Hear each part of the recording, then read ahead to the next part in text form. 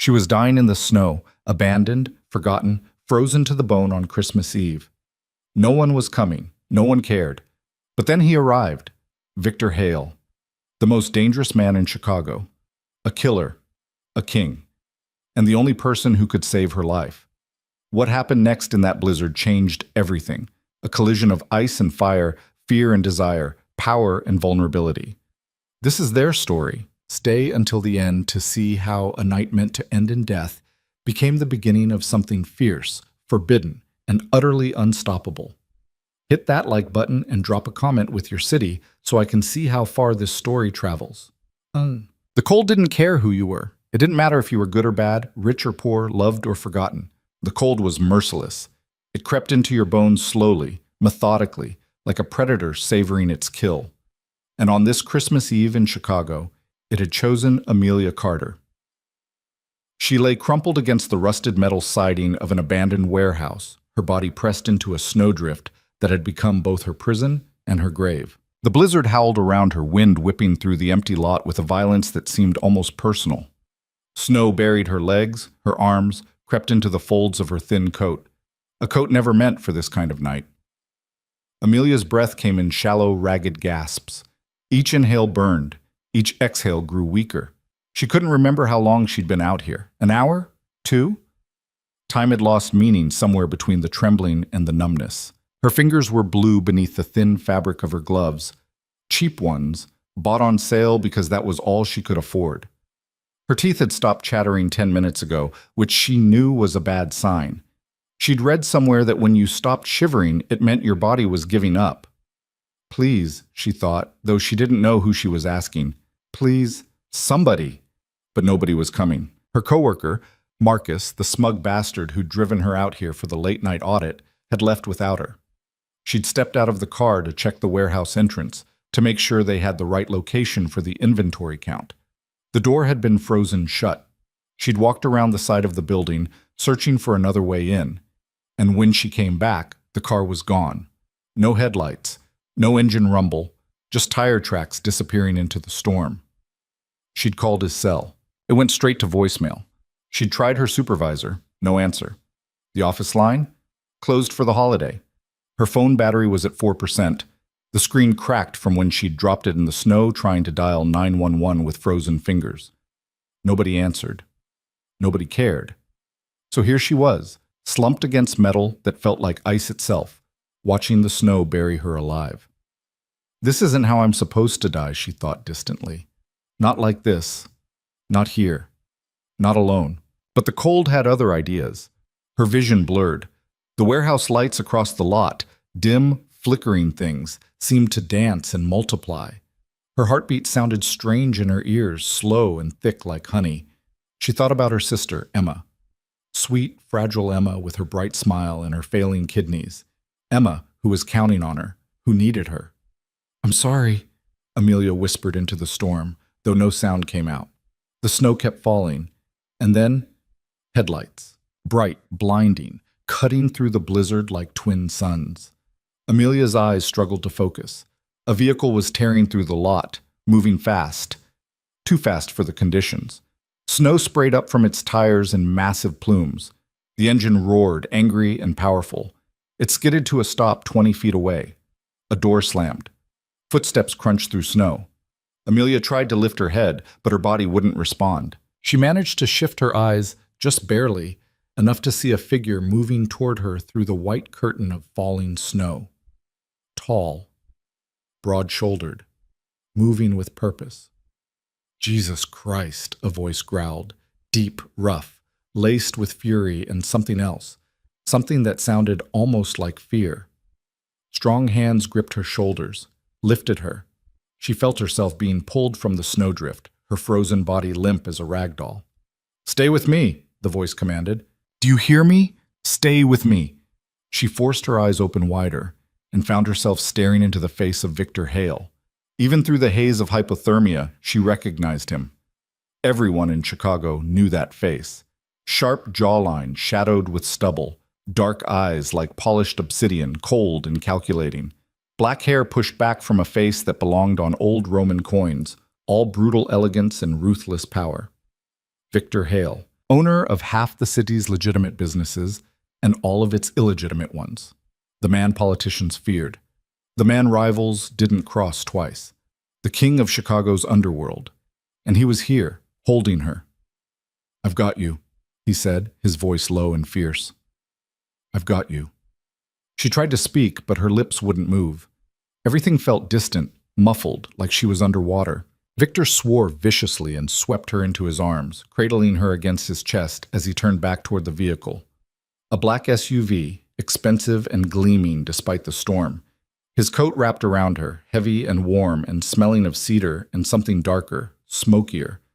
Whiskey, maybe. Or gunpowder.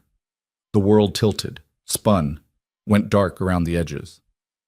"No," Victor snapped, his voice cutting through the fog. "Don't you dare! Eyes on me, Amelia, right now." Her name. He knew her name. His arms tightened around her as he wrenched open the SUV's back door and climbed inside with her still pressed against him. Heat blasted from the vents, almost painful against her frozen skin. "Drive," Victor barked. "My house, now. And I don't care if you have to plow through every goddamn snowdrift between here and the Gold Coast. Move."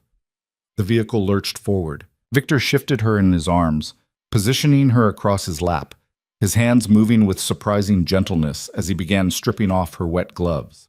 His fingers were warm, so warm, against her frozen skin.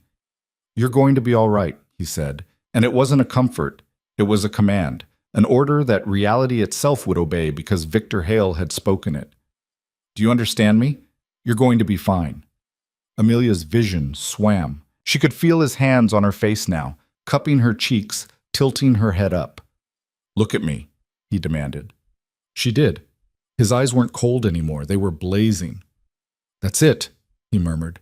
"Stay here. Stay with me." "Why?" The word came out as barely a whisper, her throat raw.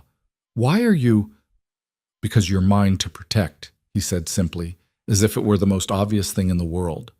"And I take care of what's mine." She didn't understand, couldn't understand. She was nobody. An accountant in his finance department, one of hundreds of employees whose names he shouldn't know, whose existence he shouldn't notice. But the way he was looking at her said otherwise. The way he held her said otherwise. His hands moved to her coat, unzipping it with quick, efficient movements. "This needs to come off. It's soaked through." I'm fine," she managed, though she was clearly not fine. Her whole body was shaking now, violent tremors that made her teeth rattle. "You're hypothermic," Victor corrected flatly. He peeled the wet coat away and tossed it aside, then shrugged out of his own, a long black wool overcoat that probably cost more than her monthly rent. He wrapped it around her shoulders, cocooning her in warmth and that intoxicating scent of cedar and smoke. Then he pulled her back against his chest, his arms banding around her, sharing his body heat. Amelia's mind spun. This couldn't be real. Victor Hale didn't rescue abandoned employees. He didn't hold them in the back of his SUV, didn't press his cheek against their frozen hair, didn't murmur reassurances in a voice gone rough with concern. And yet, "How did you—" she started. "I have access to the company's security feeds," he said curtly. "I saw you get in Marcus Reeves's car for the warehouse audit. I saw him leave you there." Something dark crossed his face, something that made Amelia's breath catch, despite the cold still clinging to her bones. "He's gonna wish he'd died in that storm instead of leaving you in it," Victor continued, his voice dropping to something lethal. "But that's not your concern right now. Right now, you focus on warming up. Understood?" She nodded weakly against his chest. The SUV plowed through the storm, the city lights blurring past the tinted windows. Victor's driver, a broad-shouldered man with military precision in his movements, navigated the treacherous roads with focused intensity. Victor's hands moved to Amelia's, rubbing them between his palms with firm, measured strokes. "Can you feel this?" Yes, she managed. "Good. That's good." He brought her hands to his mouth and breathed warm air over her frozen fingers. The gesture was so unexpectedly intimate that Amelia's heart stuttered. "Why do you care?" The question slipped out before she could stop it. Victor's eyes lifted to hers. For a long moment, he didn't answer. The only sounds were the rumble of the engine, the whisper of heated air from the vents, and the muffled howl of wind outside. Then, because I've watched you for 2 years, Amelia Carter, every day you walk into that office building with your head high, despite everything you're carrying. Every day you work harder than anyone else in that department. Every day you show a kind of integrity that's rarer than diamonds in my world. Her breath caught.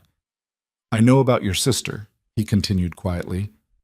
I know about the medical bills. I know about the second job you took last month because the treatment costs went up. I know about the promotion you were passed over for, even though you deserved it more than anyone else. How I make it my business to know things. His thumb brushed across her knuckles. Especially when it comes to people who interest me. I'm just an accountant. You're not just anything. His voice hardened. And the fact that you think you are tells me exactly how little you've been valued, how little you've been seen. The SUV turned sharply, and Amelia caught a glimpse of wrought iron gates swinging open, a long driveway lined with snow-covered trees.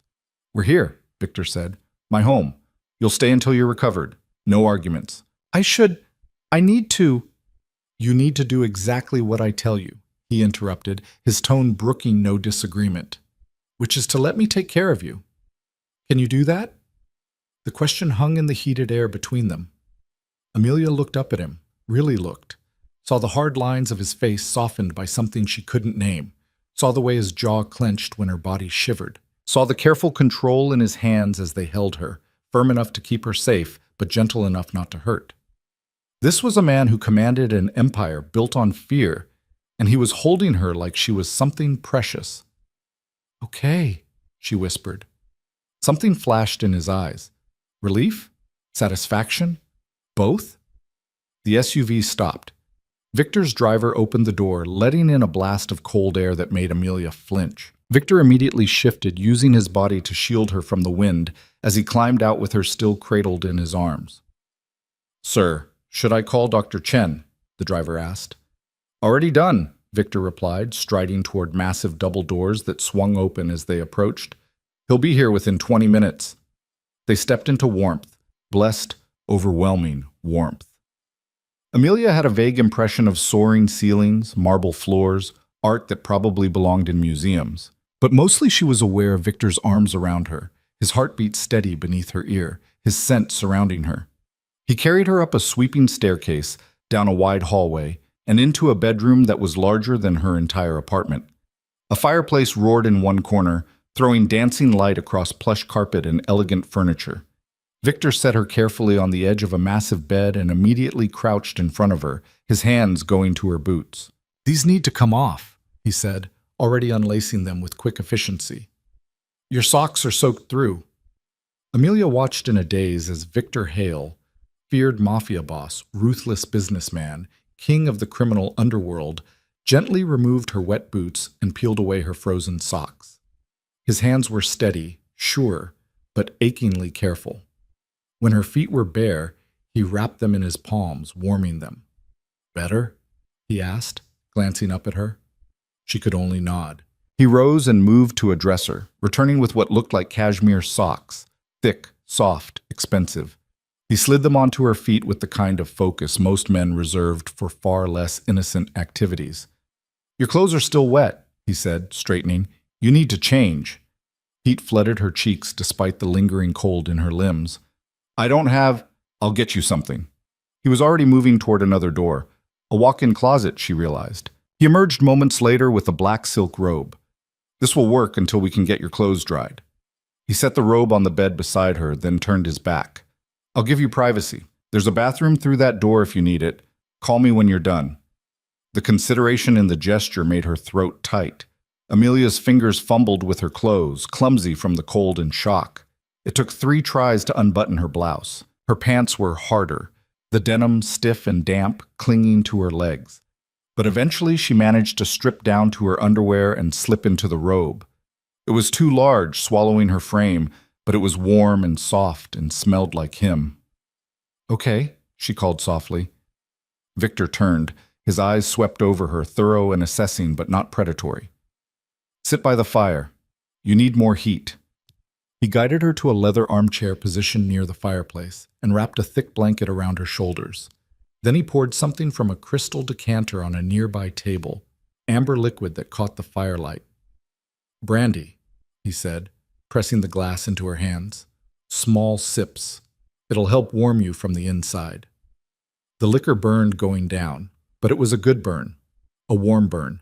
Amelia took another careful sip and felt heat bloom in her chest. Victor pulled another chair close enough that their knees almost touched, and sat. He leaned forward, elbows on his thighs, watching her with an intensity that should have been uncomfortable but somehow wasn't. "Tell me," he said quietly, "did Marcus Reeves leave you there deliberately?" Amelia's hands tightened around the glass. "I don't know. Maybe he just forgot." "Don't make excuses for him." Victor's voice went hard. "Did he know you were outside the car?" She swallowed. "Yes, I told him I was checking the other entrance." "And he left anyway." "The snow was coming down hard. Maybe he didn't see—" "Amelia." Victor reached out and cupped her chin, tilting her face up to his. "Stop protecting him. What he did was criminal negligence at best. At worst—" His jaw clenched. "At worst, it was attempted murder." The words hung in the air like smoke. "He wouldn't—" she started. "You almost died." Each word was bitten off, sharp as broken glass. "You were alone in a blizzard, freezing to death, and he drove away. There's no innocent explanation for that." Amelia's throat worked. "What are you going to do to him?" Victor's smile was cold. "What I do to anyone who endangers what's mine." That word again. Mine. "I'm not—" "Yes, you are." He said it with absolute certainty.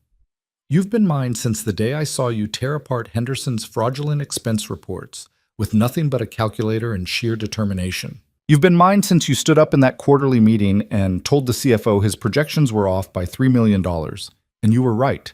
You've been mine since you walked into my world and refused to compromise who you are to fit into it." Amelia's heart hammered against her ribs. "You've been watching me." "Yes." "For 2 years." "Yes." "That's—" She didn't know what it was. Stalking? Obsessive? Terrifying? Or maybe, whispered a traitorous part of her mind, the most thrilling thing anyone had ever done. Because the truth, the dangerous, complicated truth, was that she'd noticed him too. Of course she had. Everyone noticed Victor Hale, but for Amelia, it had been more than just his obvious power and dark charisma. It had been the way he moved through the office like a predator among sheep, the way his voice could silence a room, the way he'd once stopped mid-meeting to compliment her analysis of a merger deal, his dark eyes holding hers for 3 seconds too long. She told herself it was nothing, a fleeting moment, a professional acknowledgement. But late at night, alone in her apartment, she'd thought about those 3 seconds more times than she wanted to admit. "I know what you're thinking," Victor said, his thumb brushing along her jawline. "You're thinking this is crazy, that I'm dangerous, that you should run." "Should I?" The question came out breathless. "Probably."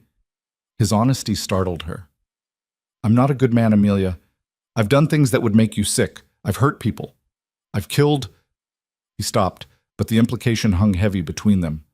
"The world I live in is dark, brutal. It's not fairy tales and happy endings." "Then why tell me any of this?" "Because I'm done pretending." He leaned closer, close enough that she could see flecks of gold in his dark eyes. "I'm done watching from a distance. I'm done convincing myself that staying away from you is the right thing to do.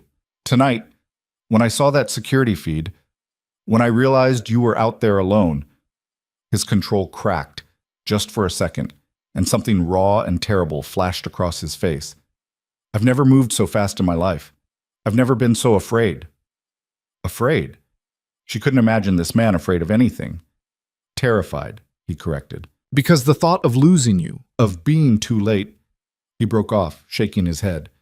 "It made me realize that I'm already in too deep, that I've been in too deep for a long time." A knock sounded at the door, breaking the moment. "Dr. Chen is here, sir," came a voice from the hallway. Victor's mask slammed back into place. The cold, controlled expression he wore like armor, but his hand lingered on her face for one more heartbeat before he pulled away. "Come in," he called. The door opened to admit an older man carrying a medical bag. He had kind eyes and steady hands, and he didn't blink at finding his notorious patient in a silk robe by the fire. "Miss Carter," Dr. Chen said pleasantly, "let's make sure you're all right, shall we?" Victor stood, but didn't move far. He positioned himself against the fireplace mantel, arms crossed, watching like a sentinel as Dr. Chen conducted his examination. The doctor checked her temperature, her pulse, her reflexes. He examined her fingers and toes for frostbite, listened to her lungs, asked questions about numbness and pain. "You're very lucky," he said finally. "Another hour out there and we'd be having a very different conversation. As it is, you'll make a full recovery. Keep warm, drink plenty of fluids, and rest. The shivering will continue for a while as your body temperature normalizes. That's normal. If you experience any dizziness, confusion, or extreme fatigue, call me immediately." He stood and addressed Victor. "She'll be fine. But she shouldn't be alone tonight. Someone should check on her every few hours." "I'll handle it," Victor said immediately. Dr. Chen nodded, unsurprised. He packed his bag and headed for the door, then paused. "Take care of yourself, Miss Carter. You've had quite the ordeal." When he was gone, Victor returned to his chair. The fire crackled between them, throwing shadows across his face. "You'll stay here tonight," he said.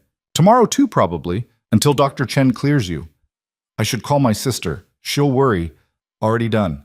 I had my assistant contact her. She knows you're safe." Of course he had, because Victor Hale thought of everything.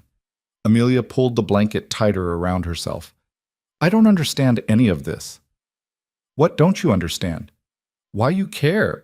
Why it matters to you if some random accountant lives or dies? You're not random." He said it with the patience of someone explaining basic mathematics to a child. "You're extraordinary, and you have been since the first day I saw you. I'm not, Stop." He leaned forward again, capturing her gaze. "Stop diminishing yourself. Stop pretending you're ordinary when you're anything but. I've built an empire on reading people, Amelia, on seeing their true value. And your value?" He shook his head slowly. "Immeasurable." Her breath caught. "You don't know me. I know you work 60-hour weeks and never complain. I know you anonymously donated half your Christmas bonus to the office toy drive. I know you visit your sister 3 times a week, no matter how exhausted you are. I know you turned down a date with Henderson's nephew because you saw through his fake charm in 5 seconds. His mouth quirked. "I also know you take your coffee black with 2 sugars. You have a weakness for old movies, and you've been secretly learning Italian for the past 6 months. Amelia's eyes widened. "How? I pay attention." He reached out and tucked a strand of damp hair behind her ear. "Especially to things, to people that matter." "This is insane." "Yes," he agreed. "Probably. You're a criminal." "Yes. You've probably done terrible things." "Definitely. I should be terrified of you. Are you?" She looked at him. Really looked. At the sharp intelligence in his eyes. At the careful control in his movements. At the way he'd held her in the storm. The way he'd carried her to safety. The way he was watching her now like she was the only thing in the world that mattered. "No," she whispered. "I'm not." Something blazed to life in his expression. "You should be." "Maybe, but I'm not." Victor stood abruptly and moved to the window, staring out at the storm still raging beyond the glass. Snow pelted the panes, wind howled, the world outside was white and wild and merciless. "I can't offer you a normal life," he said, his voice low. "I can't promise you safety or simplicity or any of the things you deserve. What I can offer you is honesty, protection, and—" He turned back to face her. "Everything I am. Everything I have, if you want it." But Amelia's hands trembled around the brandy glass. "You're asking me to choose." "I'm asking you to consider it." He crossed back to her, then did something that stole her breath. He knelt. Victor Hale, who knelt for no one, dropped to his knees in front of her chair. "I'm not asking for an answer tonight. You've been through hell. You're in shock. But I need you to know what I'm offering, what I'm willing to give." "Which is?" "Everything." His hands settled on her knees, warm through the blanket. "My protection, my resources, my time, my—" He seemed to struggle with the next word. "My heart, such as it is." I want you in my life, Amelia, not as an employee, not as a temporary distraction, as mine, fully, completely. The words should have terrified her. They were too much, too fast, too intense. But the thing was, she'd felt the pull too. That magnetic awareness every time he walked past her desk. That flutter in her chest when his voice came over the conference call speakers. That dangerous curiosity about what it would be like to step into his orbit. She'd just never let herself acknowledge it. Until now. I need time, she said carefully. You have it. And honesty. If we're doing this, whatever this is, I need complete honesty. You'll have it. Even the dark parts? Especially the dark parts. His grip tightened fractionally. I won't hide what I am from you, Amelia. That would be an insult to both of us. She studied his face, looking for deception, for manipulation, for any sign that this was a game. She found none of those things. What she found was raw, burning sincerity, and something that might have been hope. Okay, she said softly. His eyes flashed. Okay, you'll think about it? Or okay, I'll think about it, really think about it, not just dismiss it because it's crazy. A slow smile curved his mouth, the first real smile she'd seen from him. It transformed his face, softening the brutal edges into something dangerously beautiful. That's all I'm asking. He rose and held out his hand. Come on, you need rest. Amelia let him help her to her feet, the world tilting slightly as blood rushed to her head. Victor's arm immediately wrapped around her waist, steadying her. Easy, he murmured. He guided her to the bed, that massive, criminally comfortable bed, and pulled back the covers. I'll be in the room across the hall, he said. If you need anything, anything at all, you call for me. Understood? She nodded. He hesitated, then leaned down and pressed a kiss to her forehead. The gesture was so unexpectedly tender that Amelia's eyes burned. Sleep, he commanded softly. You're safe here. And somehow, impossibly, she believed him. Victor dimmed the lights and moved toward the door. Victor? She called. He turned. Thank you for saving me. His jaw tightened. Thank me by never being in that situation again. Then he was gone, the door clicking shut behind him. Amelia burrowed into the blankets, her body finally warming, her mind spinning with everything that had happened. Outside, the storm continued its assault on the city. But here, cocooned in warmth and safety, she let herself drift. Her last thought before sleep claimed her was of dark eyes and dangerous promises, and the terrifying, exhilarating realization that she wanted to say yes. Damn! Amelia woke to sunlight streaming through unfamiliar windows, and the disorienting sensation of silk sheets against her skin. For a moment she couldn't place where she was. The room was too large, too elegant, the bed too soft. Then memory crashed back in vivid fragments, the blizzard, the cold, Victor's face emerging from the snow like something conjured from fever dreams. Victor. She sat up slowly, her body protesting with a chorus of aches. Her muscles felt like they'd been wrung out and left to dry. But she was warm, gloriously, wonderfully warm. The fire had burned down to glowing embers, but heat still radiated from vents hidden somewhere in the walls. A glance at the nightstand revealed a glass of water, 2 pills, and a note in bold masculine handwriting. For the pain, take them. V. She downed the medication and the water, then noticed her clothes, her actual clothes from yesterday, folded neatly on a chair by the window. They'd been cleaned and dried, the fabric soft and smelling faintly of lavender. Her boots sat beside the chair, polished to a shine they'd never possessed when she bought them second-hand. Someone had come in while she slept, had taken care of everything, had anticipated her needs before she even woke. The efficiency of it should have felt invasive. Instead, it felt like being seen. Amelia dressed slowly, her fingers still slightly stiff. When she was done, she moved to the window and pulled back the heavy curtains. The storm had passed, leaving Chicago buried under nearly 2 feet of pristine white snow. The sun glittered off the drifts, almost painfully bright. From this vantage point, she must be on the 3rd floor, she could see the sprawling grounds of Victor's estate.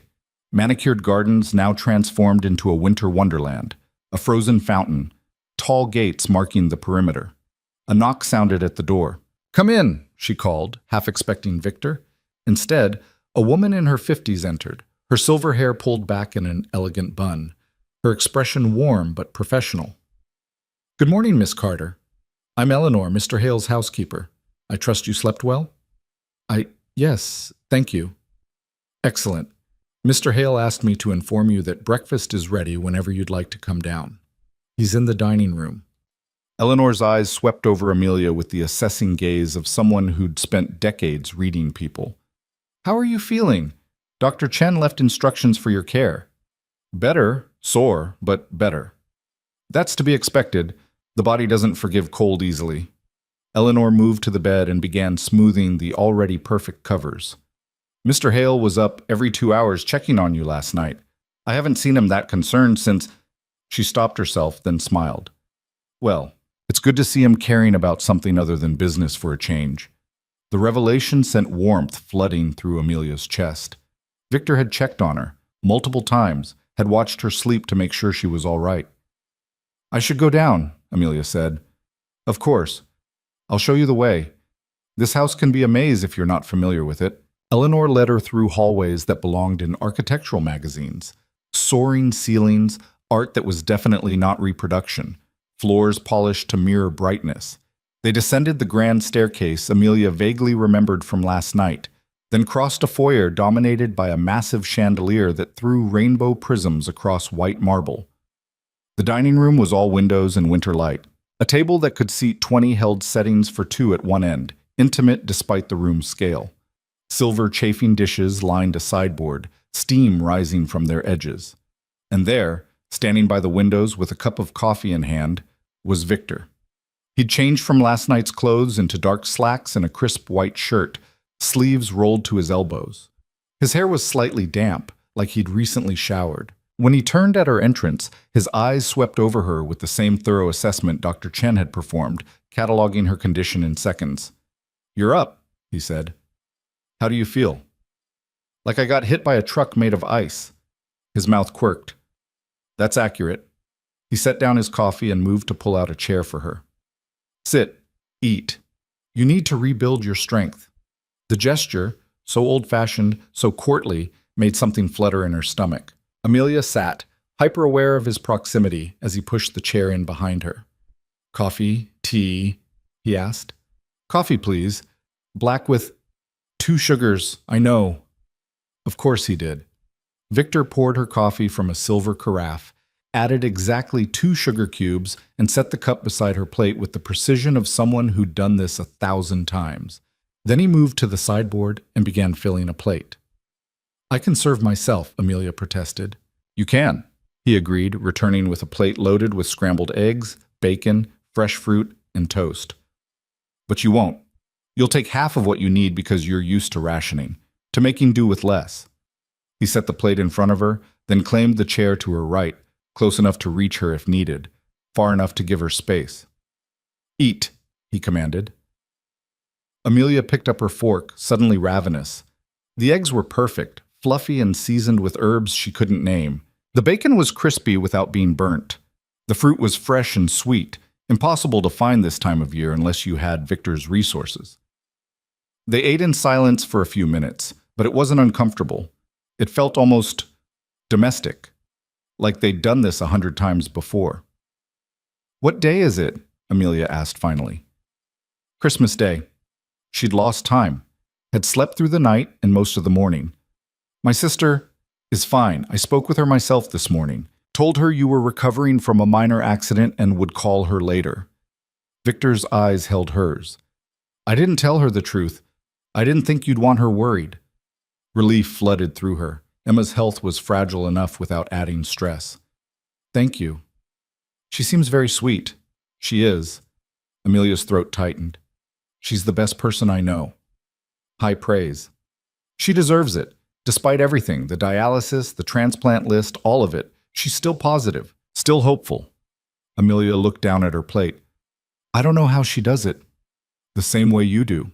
Victor's voice was quiet. "She's stronger than she looks. Stronger than anyone gives her credit for." The comparison made Amelia's chest ache. Is that what you think? That I'm strong? I think you're a survivor. There's a difference between strength and survival, but you manage both. He leaned back in his chair, coffee cup cradled in one hand. Tell me about her, your sister. So Amelia did. She talked about Emma's love of terrible romance novels and old musicals, about how she'd taught herself to paint during her hospital stays, creating bright, cheerful watercolors that she donated to the children's ward, about her terrible sense of humor and her tendency to make friends with every nurse and doctor who treated her. Victor listened with complete focus, asking questions that showed he was truly paying attention. And somewhere in the middle of describing Emma's latest obsession with learning to knit, Amelia realized she was relaxed. More relaxed than she'd been in months, maybe years. She sounds remarkable, Victor said when Amelia finally wound down. I'd like to meet her, when you're ready. The casual statement held weight. Meeting family was significant. It meant intention, future planning. Maybe, Amelia said carefully, if this, whatever this is, becomes something. It's already something. Victor set down his cup with deliberate precision. The question is whether you're willing to let it become more. There it was. The elephant in the room, dressed up in dangerous charm and dark promises. Amelia pushed her plate away and met his gaze directly. You said you'd give me honesty, all of it, even the dark parts. I did. Then tell me, what exactly do you do, Victor? What is your world really like? His expression didn't change, but something shuddered behind his eyes. Are you sure you want to know? I can't make an informed decision without information, and I'm not naive enough to pretend I don't already suspect. She kept her voice steady. You run more than legitimate businesses, don't you? Yes. What else? Victor rose and moved to the windows, his back to her. For a long moment he was silent. Then, I control most of the underground economy in Chicago. Gambling, loans, certain imports that don't go through official channels. I have investments in construction companies that win city contracts they shouldn't. I own politicians, judges, police captains. I broker deals between people who can't meet in daylight. His voice was matter-of-fact, almost clinical, like he was reading a grocery list instead of confessing to crimes. I've hurt people, he continued, sometimes because they posed a threat, sometimes to send a message.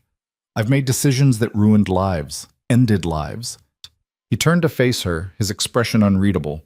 I'm telling you this because you need to understand what you'd be stepping into. This isn't white-collar crime that happens in boardrooms. This is blood and consequences and moral compromises you can't take back. Amelia's heart hammered, but she kept her hand steady on the table. Have you killed people? Yes. No hesitation, no justification, just truth. How many? Enough that I stopped counting. His jaw tightened. Does that frighten you? It should. But does it? She examined her own feelings, surprised to find them more complex than simple fear. I don't know. Part of me is horrified. Part of me thinks I should run out that door and never look back. And the other part? Amelia stood and crossed to him, stopping a few feet away. The other part remembers that you saved my life, that you could have left me in that storm, but you didn't, that you've been nothing but careful with me, even though you could probably take whatever you wanted. I would never, I know. And she did. Whatever else Victor was, she instinctively trusted that he wouldn't hurt her, not physically. But that's what I'm trying to reconcile. How can someone who's done terrible things be so gentle? Because you're different. He closed the distance between them, his hand coming up to cup her face. Because with you, I don't have to be that version of myself. I can be something else, something better. That's a lot of pressure to put on one person. I'm not asking you to fix me, Amelia. I'm offering you a choice. You can walk away right now. I'll have my driver take you home, and you'll never see me again except in passing at the office. Or, his thumb brushed across her cheekbone. You can stay. You can let this happen. Let me show you what it could be like. And if I choose to stay, what does that make me? Mine. The word was a promise and a possession all at once. It makes you mine, under my protection. Part of my world, yes, but separate from the darkness. I would never ask you to participate in that side of things, never expose you to violence or danger. But it would still be there, in the background. Always. He was nothing if not honest. I can't change what I am, but I can control what touches you. Amelia's breath shuddered out. This was insane. She should be calling the police, reporting everything he'd just confessed. She should be terrified. But instead, she found herself asking, what happened to Marcus? The man who left me in the storm? Victor's expression went cold. Do you really want to know? Yes. He's alive, for now, currently residing in a very uncomfortable location, contemplating his choices. Victor's voice dropped to something lethal. When I'm satisfied he understands the magnitude of his mistake, he'll be released, jobless, blacklisted from every company in the city, his reputation destroyed, his future prospects non-existent. You're ruining his life. He tried to end yours. No apology, no remorse. That's me being merciful, Amelia. The version of me that existed before you would have done far worse. She should condemn it, should argue for forgiveness, for legal justice, for the moral high ground. But the truth was, a dark, secret part of her was satisfied. Marcus had been cruel and careless, had left her to die without a second thought. Why shouldn't he suffer consequences? I don't know if that makes me a terrible person, she whispered, that I'm not upset about what you did to him. It makes you human. Victor's other hand came up to frame her face, his touch achingly gentle. You're allowed to want justice. You're allowed to want protection. There's no virtue in being a perpetual victim. Is that what you think I was? A victim? I think you've spent your whole life making yourself smaller so other people could feel bigger, accepting less so others could have more, apologizing for taking up space. His eyes burned into hers. I think you're extraordinary, and the world has spent years trying to convince you otherwise. The words hit like physical blows, each one landing in a place she'd carefully armored. Her throat went tight. I see you, Amelia, Victor continued, his voice dropping to barely above a whisper. All of you. The strength you hide, the fire you bank, the hunger you pretend doesn't exist. And I'm telling you right now, you don't have to hide any of it with me. You don't have to be small or quiet or grateful for scraps. You can take up all the space you want. You can ask for everything, and I'll give it to you. A tear escaped, sliding down her cheek. Victor's thumb caught it, wiped it away. Why? The question came out broken. Why me? Because you walked into my world and didn't flinch. Because you have integrity I've never seen in my circles. Because when you smile, really smile, not that polite thing you do for coworkers, it's like watching the sun break through clouds. He leaned closer, his forehead nearly touching hers. Because I've been half in love with you since you told Henderson his numbers were bullshit and walked out of his office with your head high. Amelia's breath caught. You were there? Watching the security feed, I replayed it 3 times. His mouth quirked. You were magnificent. I was terrified. You were brave. There's a difference. The space between them had shrunk to nothing. Amelia could feel the heat of him, smell that intoxicating scent of cedar and smoke. Her hands had somehow found their way to his chest, palms pressed against the crisp fabric of his shirt. She could feel his heartbeat, steady, strong, alive. If I do this, she said quietly, if I say yes, things change. I can't go back. No, you can't. My life becomes complicated. Infinitely. People might get hurt. Not you. Never you. It was a vow. That's the one line I won't cross, Amelia. Whatever happens, whoever threatens my empire, you remain untouchable, sacred. She looked up at him, this dangerous man who was offering her everything. And what do you get out of this? Really? You. Simple. Devastating. I get you. Your time, your attention, your trust. The chance to give you everything you've been denied. The privilege of watching you become who you're meant to be without limitations. His hand slid down to her shoulders, his grip firm but careful. I get to keep you safe. To make sure no one ever leaves you freezing in the dark again. To ensure your sister gets the treatment she needs without you working yourself to death. Amelia stiffened. I don't want to be bought. I'm not trying to buy you. I'm trying to take care of you. His voice gentled. There's a difference. One is transaction, the other is devotion. You don't even know me. Not really. Then let me. He pulled her closer, eliminating the last inch of space between them. Stay. Not just today. Stay until you know me too, until you can make a real choice based on reality instead of fear. It was a dare, a challenge, an invitation all wrapped into one. Amelia thought about her tiny apartment, about the medical bills stacked on her kitchen table, about the bone-deep exhaustion of working 2 jobs and still barely making ends meet. She thought about Emma, about the transplant list that never seemed to move, about the fear that lived in her chest every time her phone rang. Then she thought about last night, about Victor's arms around her in the storm, about waking up warm and safe, about someone seeing her, truly seeing her, and not looking away. Okay, she whispered. Victor went very still. Okay, you'll stay today? Or, okay, I'll stay. For real, She took a shaky breath. I'll try this.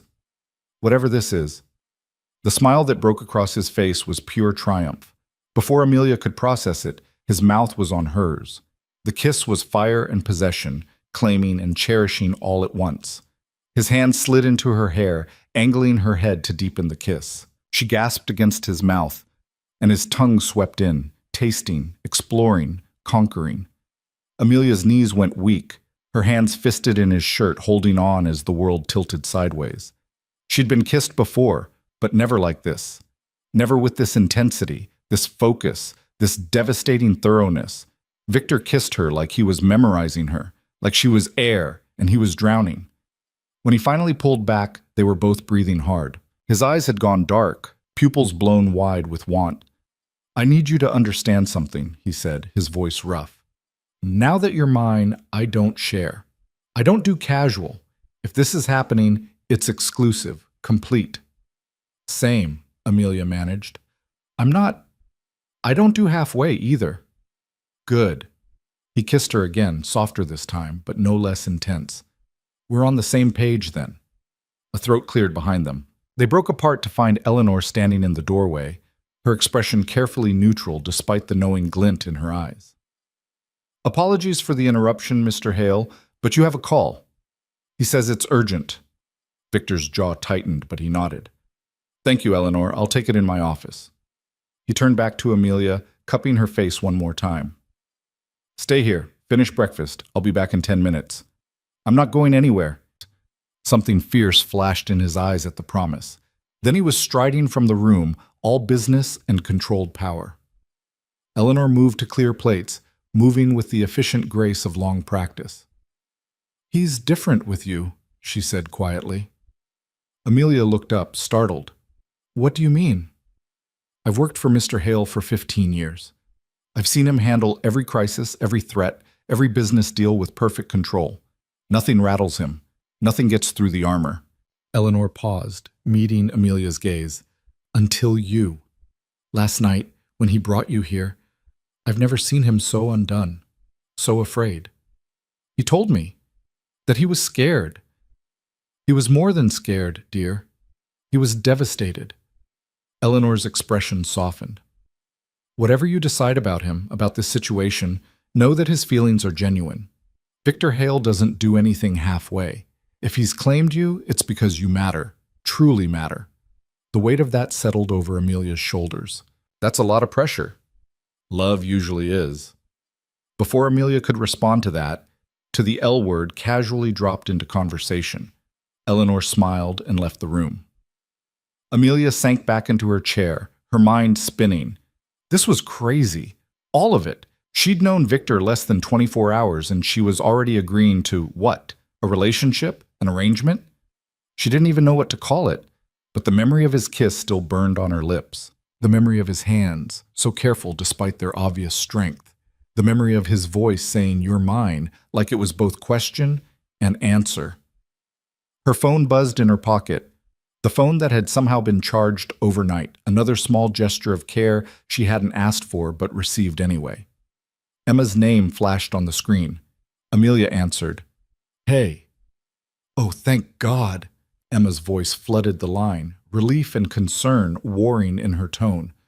I've been so worried. This man called this morning and said you were okay, but he was so vague and I didn't know if I should believe him. And I'm fine. Amelia cut in gently. I promise. There was an incident last night with the weather, but I'm safe now. What kind of incident? And who was that man? His voice was... Emma paused. Really attractive, actually. Is there something you're not telling me? Despite everything, Amelia laughed. Maybe. Amelia Marie Carter. Emma's voice pitched into delighted scandal. Details? Now. So Amelia told her. Not everything. Not the Mafia parts, or the criminal empire, or the fact that Marcus might currently be tied to a chair somewhere learning hard lessons.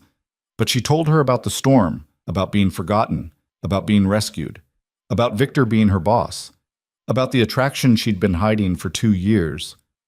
Oh my God, Emma breathed when Amelia finished. This is like something from one of my novels. It's insane, right? It's romantic. He saved you in a blizzard, and now you're at his house and he's been taking care of you, and... Emma squealed, This is amazing. It's complicated. The best things usually are. Emma's voice softened. Do you like him? Really like him? Amelia thought about Victor's eyes when he'd held her in the storm, about the way he'd knelt in front of her chair, about the honesty in his voice when he'd confessed his crimes, giving her every reason to run and trusting her to stay anyway. Yes, she admitted, I really like him. Then that's all that matters. The rest you'll figure out. Emma paused. He seems like someone who takes care of the people he cares about. I liked that about him, the way he called personally to make sure I knew you were safe. Most bosses would have sent an email. If only Emma knew how true that was. How Victor's version of taking care extended to funding medical treatments and destroying enemies and offering protection that came with teeth. He is, Amelia said. Protective. Maybe too much. After what you've been through, you could use some protecting. Emma's tone turned serious. You spend so much time taking care of me, taking care of everyone else.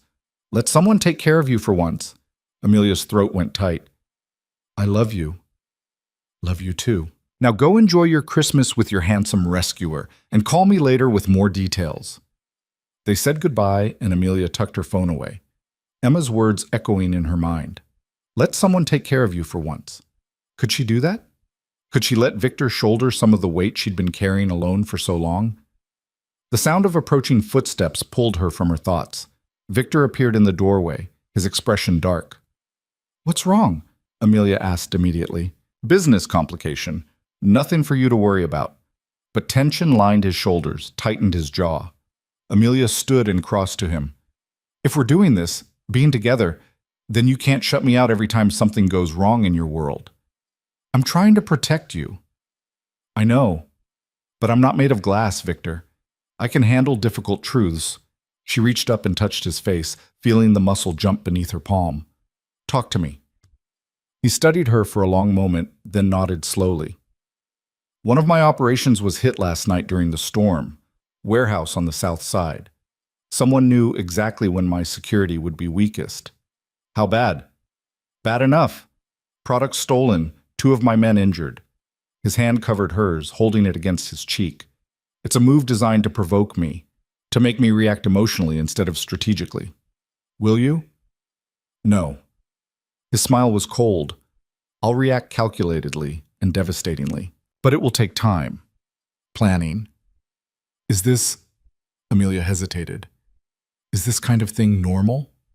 In my world, yes, there's always someone testing boundaries, trying to claim territory. It's constant.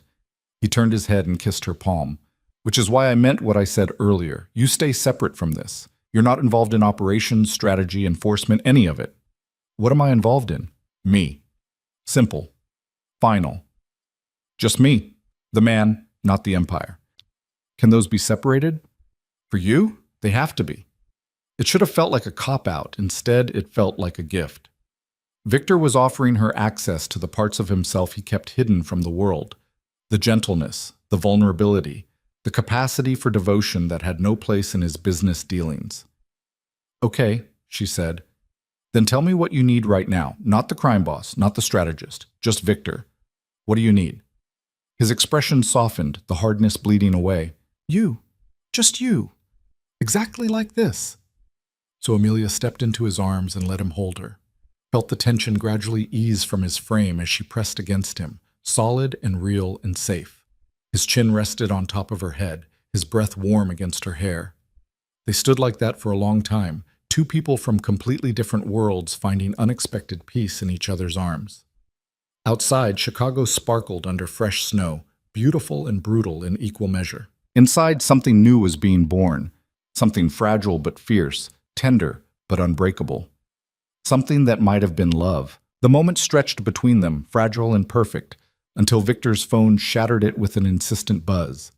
He pulled it from his pocket, glanced at the screen, and his expression hardened into something diamond-sharp. "I need to handle this," he said, his voice carrying that cold edge she was beginning to recognize as his business persona. "It won't take long." "Go," Amelia said, stepping back. "I'll be fine." His hand caught her wrist, gentle but firm. "Eleanor will show you around if you'd like. The library, the gardens, whatever you want to see. Just don't leave the property without telling me first.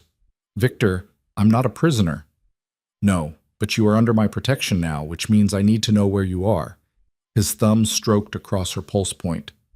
"Humor me, at least until we deal with whoever hit my warehouse." The reminder of the danger lurking at the edges of his world sent a chill down her spine. "Okay." He kissed her forehead, lingering for a heartbeat, then released her and strode from the room with that predatory grace that marked everything he did. Amelia stood alone in the dining room, sunlight streaming through crystal-clean windows, and tried to process the surreal turn her life had taken in less than 24 hours. Yesterday morning, she'd been worried about meeting her rent payment. Now she was standing in a mansion, wearing clothes that had been laundered by staff she didn't know, agreeing to be with a man who ran a criminal empire.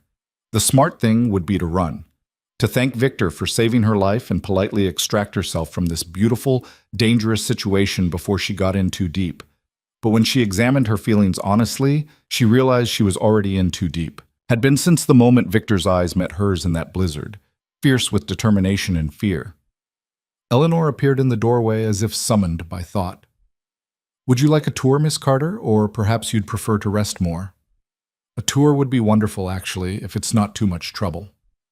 "No trouble at all." Eleanor's smile was warm. "I enjoy showing off this house. Mr. Hale has excellent taste, even if he rarely takes time to appreciate what he's built." They started in this west wing, moving through rooms that felt more like museum galleries than living spaces. A formal sitting room with furniture that looked antique and probably was.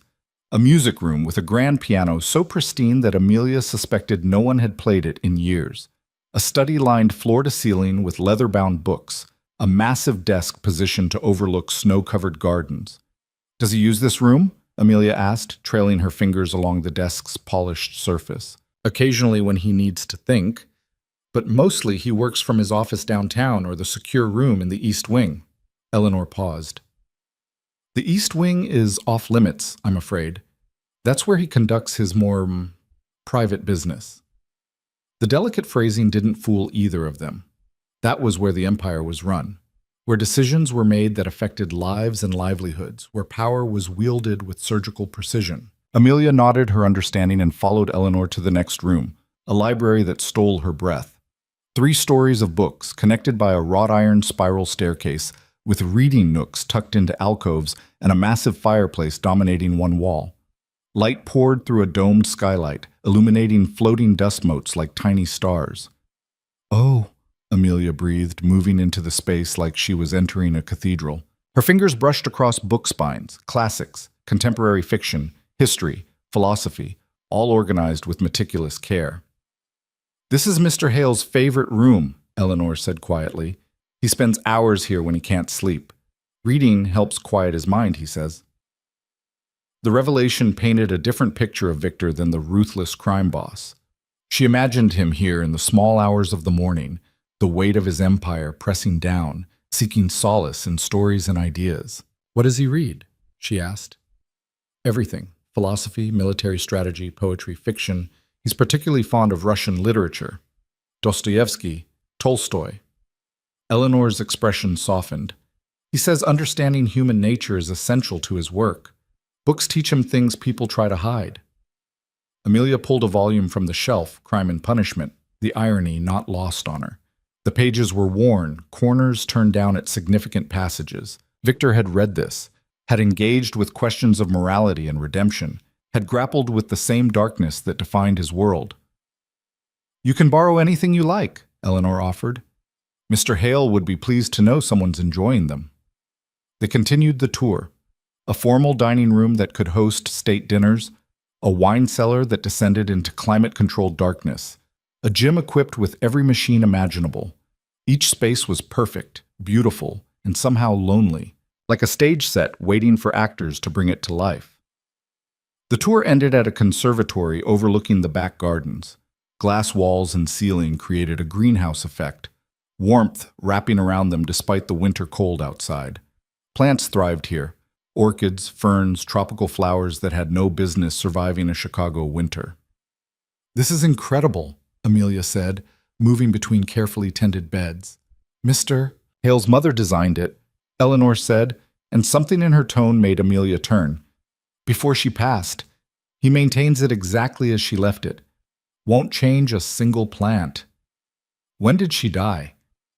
15 years ago. Cancer." Eleanor's eyes grew distant. She was a remarkable woman, kind, strong, elegant. She saw the good in Victor even when others only saw his father's darkness. "His father?" Eleanor seemed to catch herself. "That's a story Mr. Hale should tell you himself if he chooses. I've said too much already." But the damage was done. Amelia's mind was already spinning, piecing together fragments. Victor's ease with violence, his understanding of power dynamics, the way he moved through the world like someone born to it, this wasn't self-made. This was inherited. Before she could probe further, her phone rang. Unknown number. She almost didn't answer, but something made her accept the call. "Amelia Carter?" A woman's voice, professional and crisp. "Yes?" "This is Dr. Reeves from Chicago General. I'm calling about your sister, Emma." Amelia's heart stopped. "Is she okay?" "She's stable, but we've had a development. A donor match has become available. Kidney transplant, perfect compatibility. We can schedule surgery as early as next week if you approve." The world tilted. Emma had been on the transplant list for 3 years. 3 years of waiting, hoping, watching her decline. And now, suddenly, miraculously, "Yes," Amelia said, her voice shaking. "Yes, of course. When do you need me to sign paperwork?" "We can handle most of it electronically, but we'll need you to come in tomorrow for a consultation. There are financial considerations we need to discuss. Whatever it costs, we'll manage." Somehow. She'd figure it out. Sell everything she owned if necessary. Actually, that's been addressed. An anonymous benefactor has covered all expenses. Surgery, hospital stay, anti-rejection medications, follow-up care, everything. Amelia's knees went weak. She reached for the nearest bench and sat down hard. "What?" "I don't have details about the donor, but the financial arrangements came through this morning. Your sister's care is fully funded." Dr. Reeves's voice warmed. "It's quite extraordinary. In my 20 years of medicine, I've never seen anything like it." Amelia's vision blurred. She knew exactly who had done this. Knew without question. Victor. She managed to get through the rest of the conversation on autopilot, confirming appointment times and promising to bring Emma in tomorrow morning. When she hung up, she sat in the conservatory surrounded by his mother's flowers, tears streaming down her face. He'd done this. Somehow, in the space of a single morning, Victor had arranged everything, had given her sister life. "Miss Carter?" Eleanor's concerned face swam into view. "Are you all right?" "I need to see Victor now, please." Eleanor didn't ask questions. She simply nodded and led Amelia through the house at a brisk pace, upstairs and down hallways until they reached a heavy oak door. Eleanor knocked once, opened it a crack, and spoke quietly to someone inside. Then the door swung wide and Victor was there, concern etched into every line of his face. "What's wrong?"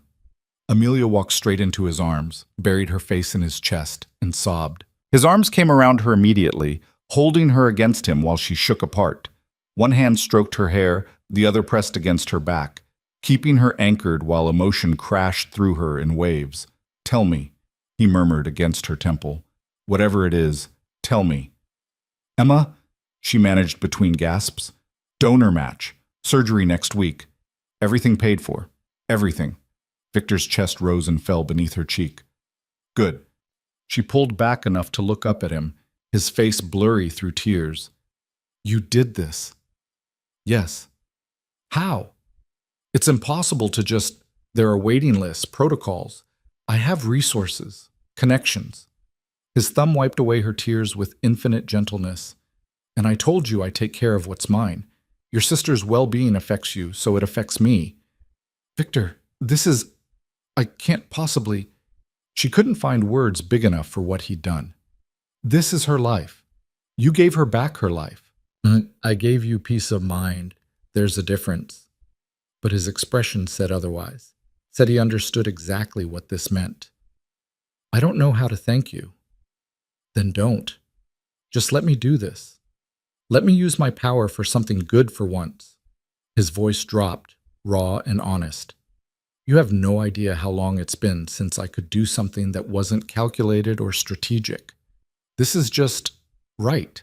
Helping you, protecting you, making sure the people you love are safe. Fresh tears spilled over.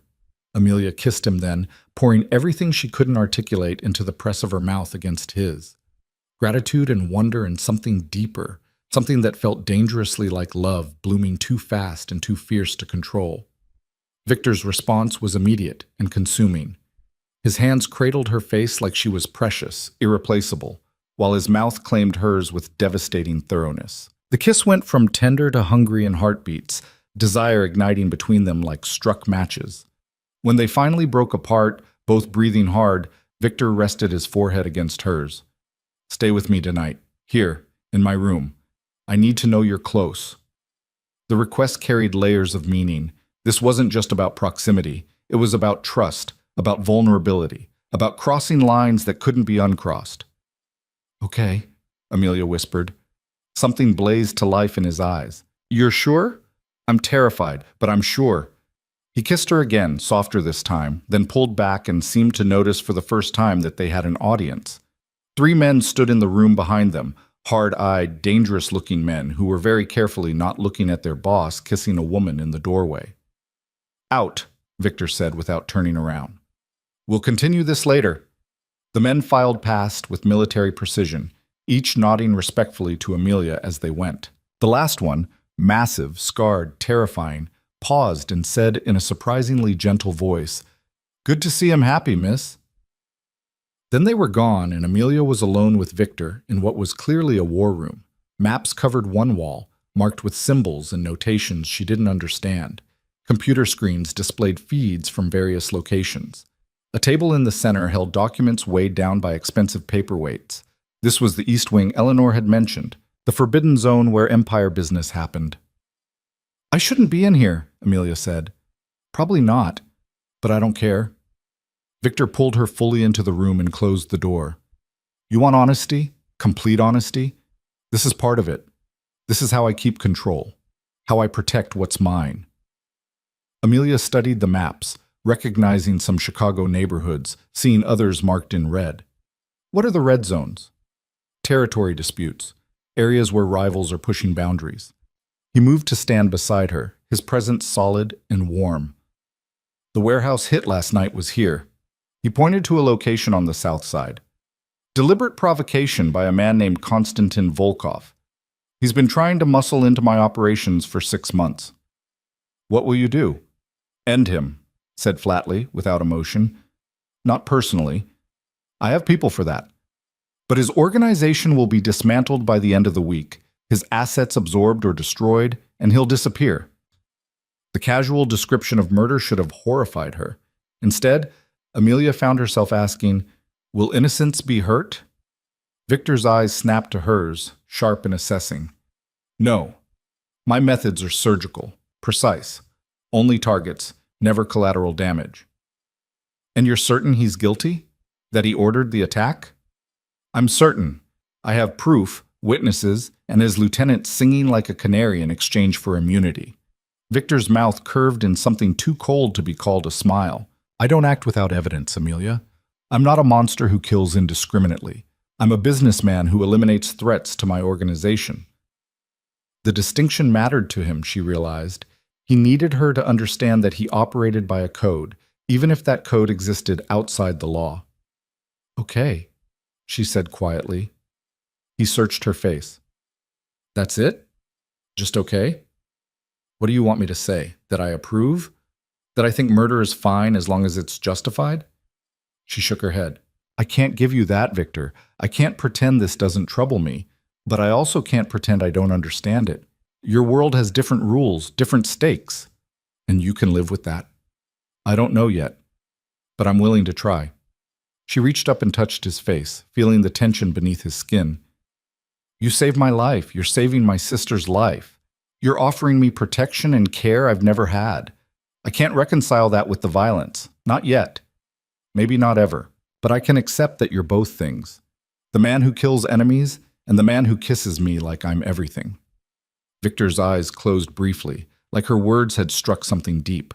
When he opened them again, they blazed with fierce emotion. "You see me. Not just the power or the danger. You see all of it, and you're still here." "I'm still here," she confirmed. He pulled her into his arms, holding her so tightly she could barely breathe. They stood like that for long minutes, surrounded by maps of his empire, while outside the window Chicago gleamed cold and beautiful under winter sun. Eventually, Victor's phone rang again. He swore softly and checked the screen. "I have to take this. 5 minutes." Amelia nodded and wandered to the windows while he spoke in clipped sentences, his voice dropping into that dangerous register that meant business was being handled. She looked out over the grounds, the frozen fountain, the gates that marked the boundary between this world and the normal one she'd inhabited just yesterday. Her phone buzzed with a text from Emma. "Doctor called. I can't believe it. Who did this? How?" Amelia glanced at Victor, saw him deep in conversation about shipment routes and security protocols, and texted back. "Long story.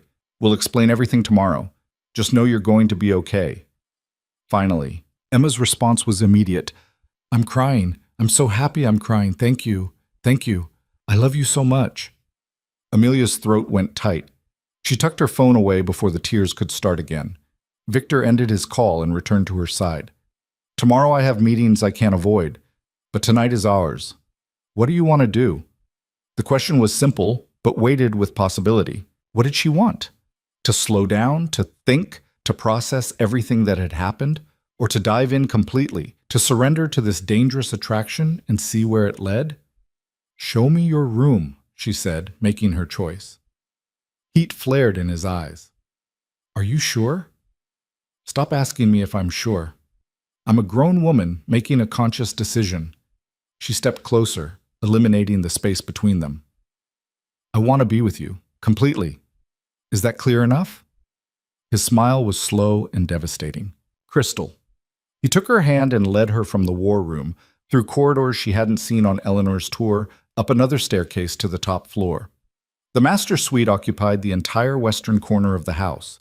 Massive windows overlooking the city, a fireplace large enough to stand in, furniture that managed to be both masculine and elegant. The bed dominated the space, king-sized, maybe larger, with charcoal linens and enough pillows to furnish a hotel. The thought of sharing it with Victor sent heat pooling low in her belly. "Second thoughts?" he asked, watching her face. "Thousands of them. But I'm not changing my mind." She turned to face him. "I want this. I want you." Victor closed the distance between them in 2 strides, his hands framing her face, his mouth descending to claim hers with a hunger that stole her breath. This kiss was different from the others, deeper, darker, edged with promise and possession. His hands moved to her waist, pulling her flush against him so she could feel every hard plane of his body. Amelia gasped, and he took advantage, his tongue sweeping into her mouth, tasting, exploring, conquering. She'd never been kissed like this, never been wanted like this. Every touch said mine, every caress claimed territory, every breath they shared bound them closer. Victor's hand slid under her shirt, warm against her skin, and Amelia arched into the touch. Her own hands found their way to his chest, fumbling with buttons until she could press her palms against bare skin. He was all lean muscle and controlled power, his heart hammering beneath her touch. "Amelia," he groaned against her mouth. Tell me to stop, and I will. But tell me now, because in another minute I won't be able to. Don't stop, she breathed. Don't you dare stop! His control shattered. In seconds her shirt was gone, his following immediately after. He lifted her effortlessly, and she wrapped her legs around his waist, gasping as he carried her to the bed. They fell together onto the mattress, a tangle of limbs and desperate touches.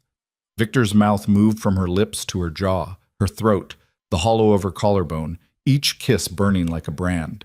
His hands were everywhere, her back, her sides, her hips, touching her like he was memorizing every curve. "You're so beautiful," he murmured against her skin. "So goddamn beautiful it hurts to look at you." Amelia's response was lost in a moan as his mouth found her breast through the thin fabric of her bra. Her hands fisted in his hair, holding him close, and she felt him smile against her skin. "Responsive," he noted with satisfaction. "I'm going to enjoy discovering every sound you make." He proceeded to do exactly that, mapping her body with devastating attention to detail. Every touch was calculated to drive her higher, every kiss placed with precision. Victor approached pleasure the same way he approached everything else, with focus, intensity, and absolute determination to succeed. By the time he finally settled between her thighs, Amelia was shaking with need. She'd never wanted anything the way she wanted this, wanted him, wanted to be claimed and cherished, and completely consumed. "Victor," she gasped. "Please." "I've got you," he promised, his voice rough with desire. "I'll always have you." And then there were no more words, just sensation and heat, and the overwhelming rightness of their bodies joining. Amelia cried out, and Victor swallowed the sound with a kiss, moving with exquisite control until she begged him to let go. When he finally did, when they both did, it was like the world tilted sideways. Pleasure crashed through her in waves, dragging her under, and through it all Victor held her, grounded her, whispered her name like a prayer. Afterward they lay tangled together, sweat cooling on heated skin, hearts gradually slowing to normal rhythm. Victor gathered her close, tucking her against his side like she belonged there. "Stay," he murmured into her hair. "Not just tonight. Move in. Be with me. Let me take care of you the way you deserve." Amelia's breath caught. "That's moving fast." "We've already moved fast. This is just making it official." His hand traced patterns on her bare shoulder. "I want you here. In my home, in my bed, in my life. I want to wake up with you every morning and fall asleep with you every night. I want to give you everything you've been denied." "What about my apartment, my job, my life?" "Keep the apartment if it makes you feel safe to have a backup plan. As for your job," he shifted to look down at her. "I'm promoting you to a new position. Direct financial oversight for my legitimate holdings. Better pay, better hours, your own office. You'll report directly to me, which means no more dealing with idiots like Marcus Reeves. That's nepotism. That's recognizing talent and putting it where it belongs." His expression was serious. "You're brilliant, Amelia. You've been wasted in that department, doing grunt work for people who don't appreciate your abilities. I'm offering you a chance to use your skills properly." She wanted to argue, wanted to insist she earn her own way. But the truth was, he was right. She had been wasted, overlooked, underutilized. "I'll think about it," she said carefully. "That's all I ask." He kissed her forehead. "Think about all of it. The job, moving in, building a life together. But while you think," his arms tightened around her, "stay here, with me. At least until Emma's surgery is done and she's recovering. Let me take care of both of you." Put that way, how could she refuse? Emma would need support during recovery. Amelia would need to be close to the hospital, available at all hours. And Victor was offering a safe place to weather the storm. "Okay," she whispered. "I'll stay, for now." His smile against her temple was pure triumph. "For now. I can work with that." They lay in comfortable silence, watching afternoon light fade into evening through the windows. Outside, the city began to glow with a million lights, a constellation of human life and activity. Somewhere out there, Victor's empire hummed along, maintained by people who feared and respected his name. Somewhere out there, threats lurked, and enemies plotted. But here, in this room, there was only warmth and safety, and the overwhelming rightness of being held by someone who saw her completely. Amelia's eyes grew heavy. She fought sleep, not wanting to miss a moment of this, but Victor's hand stroking through her hair was hypnotic. "Sleep," he commanded softly. "I'll be here when you wake up. Promise?" "Promise. You're safe, Amelia. Always. I'll make sure of it." And believing him, trusting him in a way she'd never trusted anyone, Amelia let herself drift into sleep, wrapped in the arms of Chicago's most dangerous man, and feeling, for the first time in years, completely protected. Amelia woke to darkness and the sound of voices. Low, tense, dangerous. For a disoriented moment, she didn't know where she was. Then memory flooded back and she realized she was alone in Victor's bed, the sheets still warm where he'd been lying beside her. The voices came from somewhere close. She sat up, pulling the sheet around herself, and spotted light seeping under a door she hadn't noticed earlier, probably an adjacent office or sitting room. "I don't care what it costs," Victor's voice cut through the darkness, cold as January ice. "I want every property he owns seized by morning, every account frozen, every ally he has questioning their loyalty." A pause. Then another voice. One of the men from the war room earlier. "What about his family, wife, and 2 kids?" "Untouched. They get a clean exit, new identities, money enough to start over, protection if they need it. The sins are his, not theirs." Victor's tone shifted, became even harder. "But Volkov himself? I want him to understand what it means to threaten what's mine. Make it clear, Dmitri. Make it unforgettable." "Understood, sir." Footsteps, the sound of a door opening and closing. Then silence. Amelia sat in the darkness, her heart hammering. She'd known intellectually what Victor was, what he did, but hearing him casually order someone's destruction with the same tone other men used to discuss stock portfolios, made it viscerally real. The bedroom door opened and Victor appeared, silhouetted against the light from the other room. He froze when he saw her sitting up. "You're awake," he said, his voice carefully neutral. "How much did you hear?" "Enough." She pulled her knees to her chest. "You're going after Volkov, tonight." "Yes." He moved into the room, not bothering to sugarcoat it. "He made his choice when he hit my warehouse. Now he faces the consequences." "And his family?"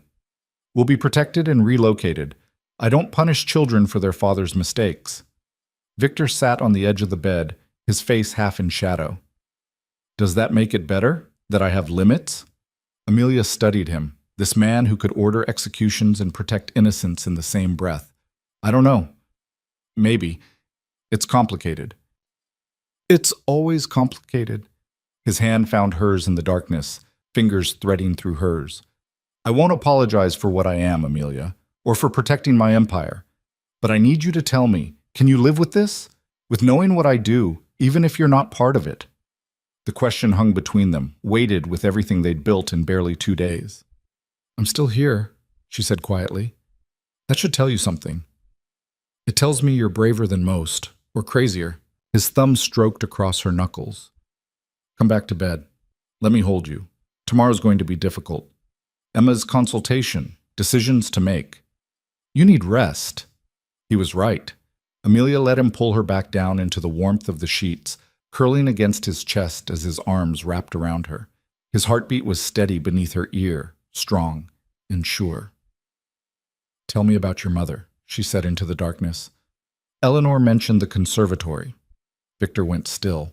For a long moment she thought he wouldn't answer. Then, "She was everything good in my life, kind, gentle, strong in ways my father never understood. She saw potential in me beyond what I was raised to be." "What were you raised to be?" "My father's successor, cruel, calculating, ruthless. He ran the organization before me, built it on fear and brutality." Victor's voice was distant, remembering. "My mother tried to balance that, tried to teach me that power could be used for more than destruction, that mercy wasn't weakness." "Did it work?" "Sometimes. When I remember her lessons." His arms tightened around Amelia. "She died when I was 22. Cancer took her slowly, painfully. My father refused to let her go to the hospital until it was too late. Said it showed weakness, that it would make rival organizations think we were vulnerable." Amelia's breath caught at the cruelty of it. I was with her at the end, Victor continued. She made me promise that I'd be better than him, that I'd use the power I'd inherit to protect people, not just exploit them. I've tried to keep that promise, in my own way. Is that why you save women from blizzards? Amelia asked softly. Among other reasons. She felt him smile against her hair. Though mostly I do that because I'm desperately, irrationally drawn to a specific woman who doesn't know her own worth. Heat bloomed in her chest. Victor. Sleep, Amelia. We can talk more tomorrow. But sleep eluded her. She lay awake listening to his breathing even out, feeling the solid warmth of him against her back, and wondered how her life had transformed so completely in such a short time. Eventually, exhaustion won, and she drifted off. Her last conscious thought a prayer that Emma's surgery would go well and that she was making the right choice trusting this dangerous, complicated man. Morning arrived with pale winter sunlight and the smell of coffee. Amelia woke alone again, but this time there was a note on Victor's pillow. Meeting ran late. Didn't want to wake you. Breakfast downstairs whenever you're ready. She showered in his bathroom, a marble and glass palace with a rainfall shower that probably cost more than her car, and dressed in the clothes that had mysteriously appeared in the closet overnight. Her size, her style, but clearly expensive. Another gesture of care she hadn't asked for but appreciated anyway. Downstairs, she found Eleanor setting out breakfast in a smaller, cozier dining room than yesterday's formal space. "Good morning, Miss Carter. Mr. Hale asked me to let you know his driver will take you to the hospital whenever you're ready. He apologizes for not being here himself, but business demanded his attention." "Thank you, Eleanor." Amelia accepted coffee gratefully. "Has there been any news about—" She stopped, unsure how much Eleanor knew. "The Volkov situation?" Eleanor's expression was knowing. "It's been handled, completely and thoroughly. You needn't worry about it." The casual mention of what was essentially a criminal takedown should have shocked Amelia. Instead, she was starting to understand that in this world, such things were simply business as usual. She ate quickly, too nervous about Emma's appointment to do justice to Eleanor's cooking. By 9 o'clock, she was in the back of Victor's SUV, the same driver from the blizzard night at the wheel, heading toward the hospital. Her phone buzzed with a text from Victor. "How are you feeling?" "Nervous," she typed back. "But okay. You'll be fine. Emma will be fine. I'll check in later. If you need anything at all, call me immediately." The protective command warmed her despite her anxiety. The hospital was a maze of sterile corridors and fluorescent lights, so different from Victor's elegant world. Amelia found Emma in pre-consultation waiting, her sister practically vibrating with nervous energy. "Mia!" Emma launched herself into Amelia's arms, hugging her fiercely. "I still can't believe this is happening. It's like a miracle." "It's real," Amelia assured her, blinking back tears. "It's really real." They sat together while Dr. Reeves explained the procedure, the risks, the recovery timeline. Emma listened with wide eyes, asking intelligent questions that showed she'd done her research. When the doctor mentioned the anonymous donor, not the organ donor, but the financial one, Emma turned to Amelia with knowing eyes. "It was him, wasn't it? Your mysterious rescuer?" Amelia nodded. "I want to thank him. Properly. Can you arrange that?" "Maybe. After you're recovered and strong." Amelia squeezed her sister's hand. "He's complicated, but he cares about you because you matter to me. He must care about you a lot to do something like this." Emma's expression turned speculative. "Just how serious is this thing between you two?" Heat flooded Amelia's cheeks. "It's new, very new, but intense. Intense good or intense scary?" "Both," Amelia admitted. "Definitely both." Emma studied her face for a long moment. "You're happy. I haven't seen you this happy in years. Not since before Mom died."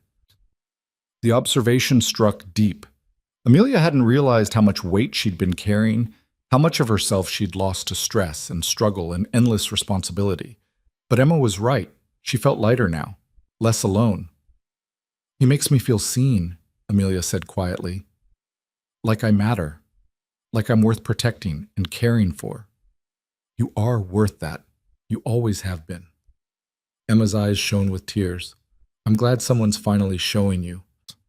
The consultation wrapped up with surgery scheduled for the following Wednesday, 6 days away. Enough time to prepare, but not so long that Amelia would drive herself crazy with worry. Dr. Reeves assured them the donor was healthy, compatible, and that Emma's chances for full recovery were excellent. Walking out of the hospital, Amelia felt like she could breathe properly for the first time in months. Emma was going to be okay. Really, truly okay. Her phone rang as they reached the parking lot. Victor. "How did it go?" he asked without preamble. "Good, really good. Surgery is next Wednesday." Amelia watched Emma climb into the SUV Victor had sent. "Thank you for all of this. I don't know how I'll ever—" "Stop," he interrupted gently. "You don't owe me anything, Amelia. This isn't transactional.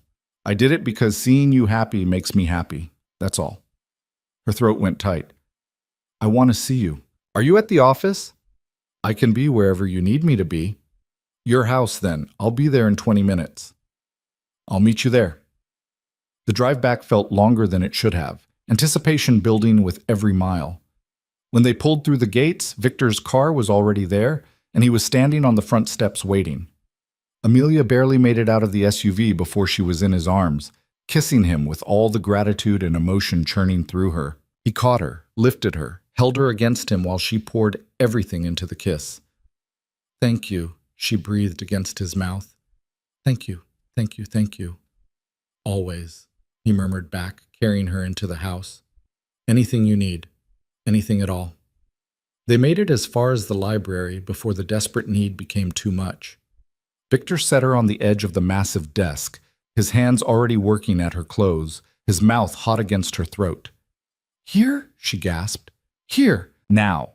I need you now." His voice was rough, control fraying at the edges. And she needed him too, needed this connection, this proof that what they'd built was real and solid, and not just a fever dream born of crisis and attraction.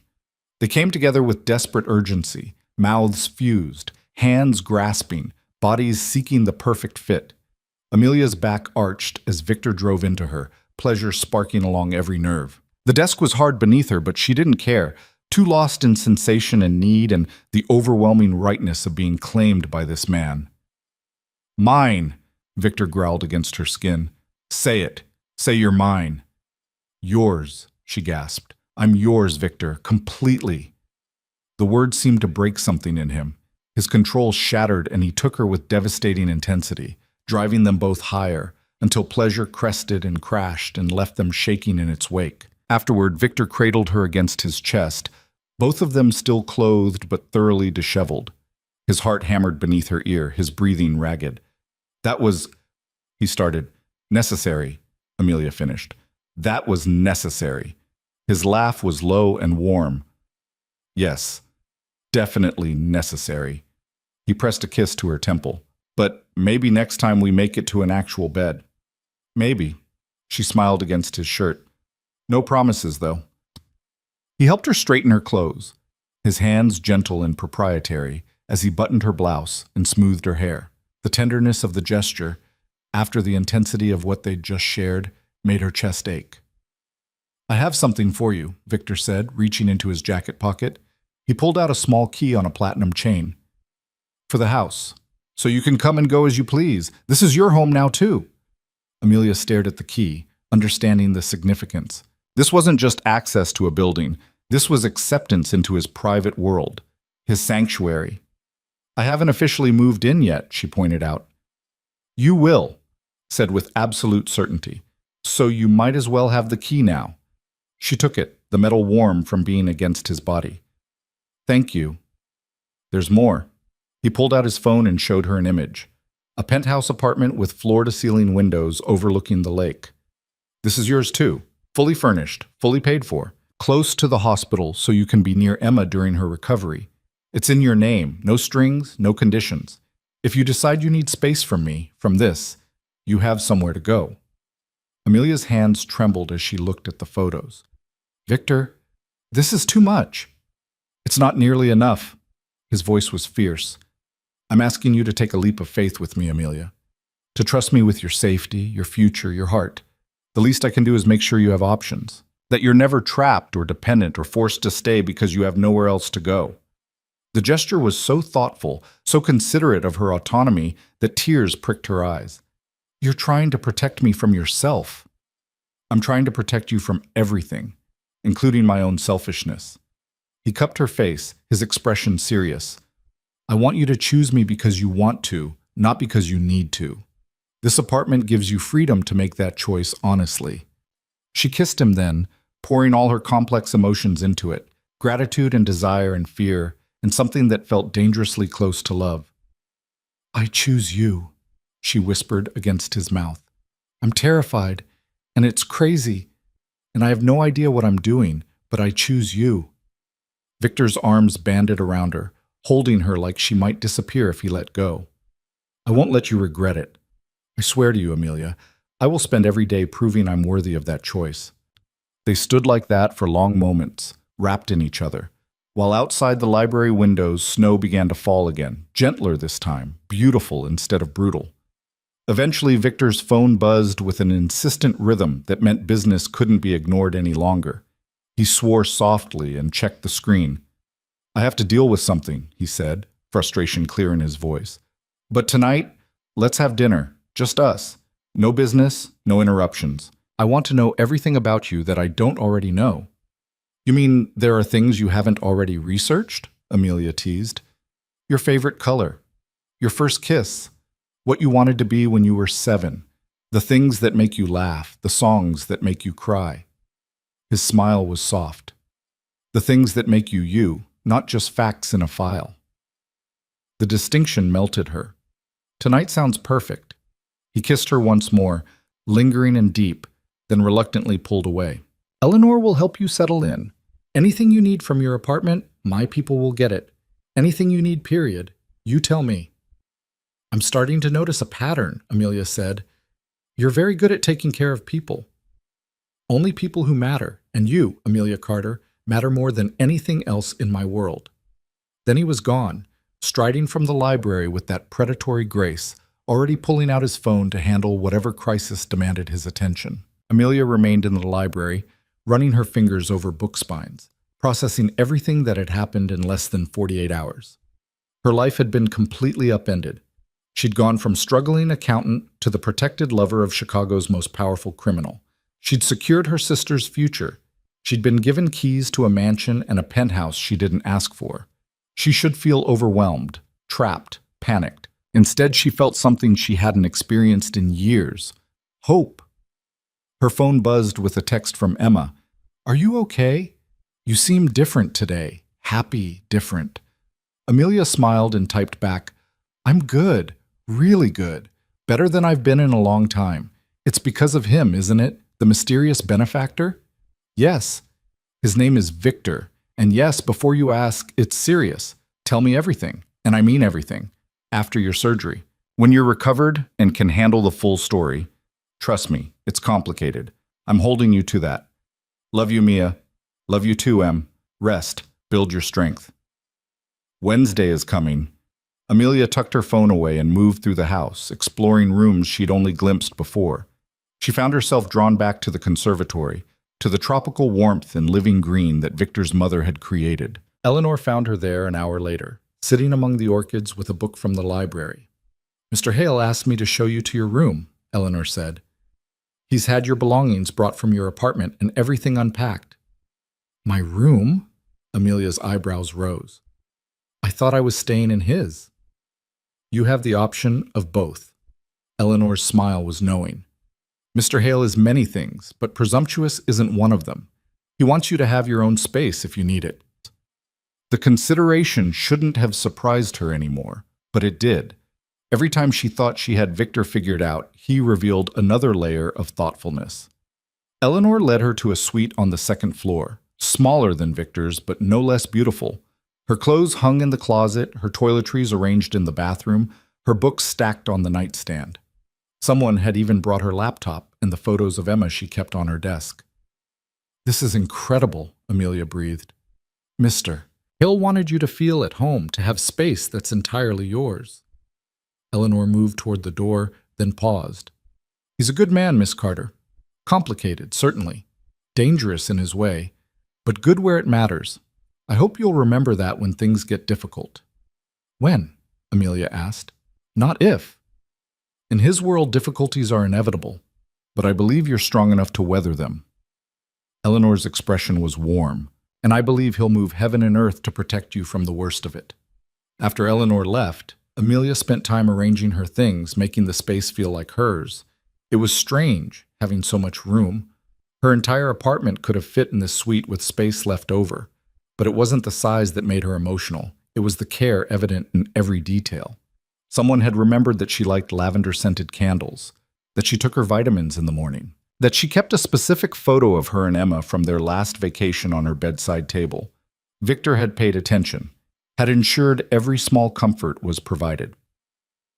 The rest of the afternoon passed in a blur of texts with Emma, a call with the hospital confirming pre-surgery instructions, and a long hot bath in the massive tub.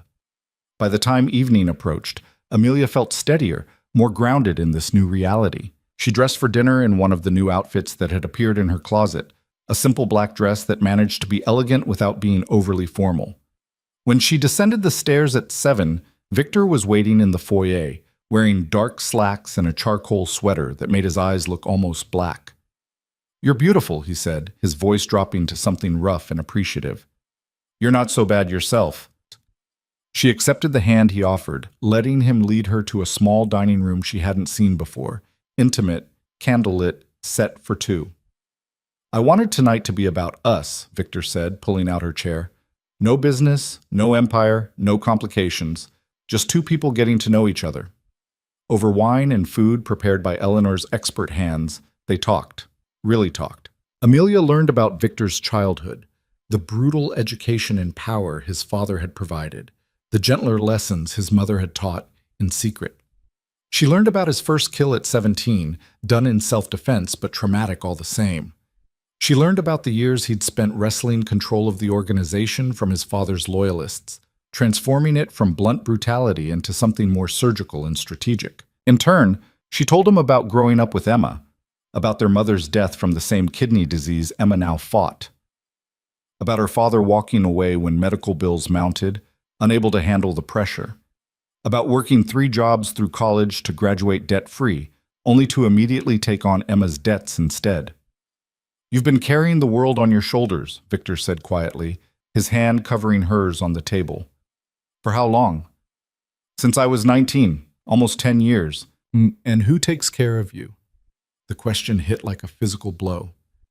"I take care of myself, yeah." "That's not the same thing." His thumb stroked across her knuckles. "Everyone needs someone, Amelia, even strong, capable women who've learned to survive alone. Is that what you're offering, to be that someone?" "I'm offering to be everything. Your partner, your protector, your safe place to fall." His eyes held hers, intense and unwavering. "I'm offering to carry some of that weight so you don't have to bear it alone anymore." Tears burned behind her eyes. "That's a lot to offer someone you barely know." "I know enough. I know you're loyal, brilliant, compassionate, despite having every reason to be bitter. I know you put everyone else first and yourself last. I know you're stronger than you think and braver than you believe." He stood and moved around the table, pulling her to her feet. "And I know that I've never wanted anything the way I want you. Not power, not money, not control, just you, completely. Forever." The word forever should have terrified her. Instead, it settled into her chest like a promise finding its home. "Victor," she whispered, his name a prayer and a plea. "Say you'll stay. Not just until Emma recovers, really stay. Build a life with me. Let me show you what it's like to be cherished instead of just needed." Standing in the candlelight, wrapped in his arms, Amelia made the choice that would change everything. "Yes," she breathed.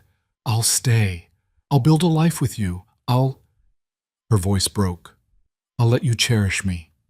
The kiss he gave her was tender and fierce all at once, a claiming and a promise. When he lifted her into his arms and carried her upstairs, Amelia went willingly, surrendering to the dangerous, beautiful future they would build together. The days leading up to Emma's surgery passed in a blur of preparation and growing intimacy. Amelia found herself settling into Victor's world with surprising ease, the rhythm of their life together becoming natural faster than she'd thought possible. Mornings began with coffee in the conservatory, Victor's hand wrapped around hers as they watched Chicago wake up beyond the glass. Evenings ended tangled together in his bed, whispered confessions in the dark revealing layers neither had shown anyone else. But beneath the domestic tranquility, Amelia could feel tension building. Victor's phone rang constantly with business he handled in clipped, dangerous tones. Security around the estate increased. More men at the gates, cameras covering every angle.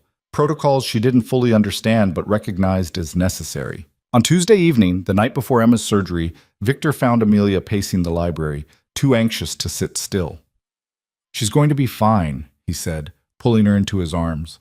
"Dr. Reeves is one of the best surgeons in the country. The donor is perfect. Everything is aligned." "I know. Logically, I know." Amelia pressed her face against his chest, breathing in his steady calm. "But she's all I have. If something goes wrong, it won't." His arms tightened around her. "And even if the impossible happens, you're not alone anymore. You have me." The simple statement broke through her spiraling anxiety. She did have him. This fierce, complicated man who'd appeared in her life like fate itself and refused to let her face anything alone. "Stay with me tonight," she whispered. "Just hold me. I need to feel grounded." So he did. They lay together in the darkness, Victor's hands stroking through her hair while she fought sleep, afraid of what tomorrow might bring. Eventually, exhaustion won and she drifted off to the sound of his heartbeat, steady and sure beneath her ear. Morning arrived too quickly. Victor drove her to the hospital himself, his hand never leaving hers during the ride. Emma was already in pre-op when they arrived, looking small and vulnerable in the hospital gown but smiling when she saw them. "You must be Victor," Emma said, her voice bright despite the circumstances. "The miracle worker." Victor's expression softened in a way Amelia had never seen. "I'm just someone who cares about your sister, and by extension, you." "Well, thank you for everything." Emma's eyes were suspiciously bright. "I don't know how we'll ever repay you." "You don't. You just get better and make your sister smile like she used to." Victor glanced at Amelia. "That's payment enough." They had 20 minutes before Emma would be taken to surgery. The three of them talked about nothing important. Emma's plans to travel once she recovered, the terrible hospital food, the cute resident who'd checked her vitals that morning. Normal conversation to mask the fear lurking beneath. When the surgical team arrived, Amelia's composure cracked. She hugged Emma fiercely, breathing in her sister's familiar scent, trying not to think about all the things that could go wrong. "I love you," Amelia whispered. "So much. You fight, okay? You fight and you come back to me." "Always," Emma promised. "We're not done yet, Mia. Not even close." Then she was being wheeled away and Amelia stood in the hallway watching until the doors swung shut, taking her sister into the unknown. Victor's arm came around her shoulders, solid and grounding. "Come on, we'll wait together." The surgery was scheduled to take 4 hours. Victor led her to a private waiting room he'd somehow arranged. Comfortable furniture, coffee service, windows overlooking the city instead of sterile walls. He settled them on a couch and pulled her against his side, his presence anchoring her while time crawled by. 2 hours in, Victor's phone rang. He glanced at the screen and his expression went carefully blank. The look Amelia had learned meant serious business. "I need to take this," he said quietly. "I'll be right outside." She nodded, watching him step into the hallway. Through the glass door she could see him pacing, his voice too low to hear but his body language tense. Something was wrong. When he returned 15 minutes later, his expression was controlled but storm clouds lurked in his eyes. "What happened?" Amelia asked. "Nothing for you to worry about right now. Focus on Emma." "Victor," she caught his hand. "Don't shut me out, not today." He studied her face, then nodded slowly. "There's been a complication, not with Emma, with business. Someone made a move while I was here, thinking I'd be distracted." Ice slid down Amelia's spine. "What kind of move?" "An attempt to seize one of my primary operations, coordinated, professional. They're testing whether I've gone soft, whether protecting you has made me weak." His jaw tightened. "They chose poorly." "What are you going to do?" "Handle it, swiftly and completely." He cupped her face, his touch gentle despite the violence promised in his words. "But I won't leave you. Not until Emma is out of surgery and you know she's safe. Victor, if this is important, you're more important. Emma is more important. His voice was absolute. My empire can wait 3 hours. You can't. The declaration should have worried her, the idea that he'd put her above his carefully built kingdom. Instead, it filled her chest with warmth that spread through her entire body. Thank you, she whispered. They settled back to wait, but the tension never fully left Victor's shoulders. His phone buzzed constantly with updates he answered in terse sentences. Amelia could feel the controlled violence simmering beneath his calm exterior, could sense the part of him that wanted to be elsewhere, dealing with threats. But he stayed. For her. Despite everything pulling at him, he stayed. 3.5 hours into surgery, doctor. Reeves appeared in the doorway, still in surgical scrubs. Amelia's heart lurched, every worst-case scenario flooding her mind. She's fine, Dr. Reeves said immediately, and Amelia's knees went weak with relief. Better than fine. The surgery went perfectly. The kidney is functioning beautifully. All vitals are stable. She'll be in recovery for a few hours, but you can see her soon. Amelia burst into tears. All the fear and anxiety and desperate hope of the past week came crashing out in great, gasping sobs. Victor pulled her against him, his arms iron-strong around her while she shook apart. Thank you, she managed to choke out to Dr. Reeves. Thank you so much. She's a fighter, and she has excellent support. The doctor smiled at Victor. The arrangements you made for her recovery room and ongoing care are exceptional. She'll have everything she needs. After the doctor left, Amelia clung to Victor, crying into his chest while relief and gratitude overwhelmed her. His hand stroked her back, his voice a low murmur of comfort. She's okay, he kept saying. She's going to be okay. You did it, Amelia. You kept her safe all these years, and now she's going to be fine. We did it, Amelia corrected, pulling back to look at him through tear-blurred eyes. I couldn't have done this without you, without everything you gave us. Then we're even. Because I couldn't have done any of this without you. He kissed her forehead. You've given me something I didn't know I was missing, purpose beyond power, reason beyond empire. Before Amelia could respond, his phone rang again, the same insistent pattern from earlier. Victor's expression hardened. I need to go, he said, frustration clear in his voice. This can't wait any longer, but Dmitri will stay with you until Emma wakes up. He'll take you to see her. Stay as long as you need. Go, Amelia said, understanding even though she hated it. Handle what you need to handle. I'll be fine. I'll be back before evening, I promise.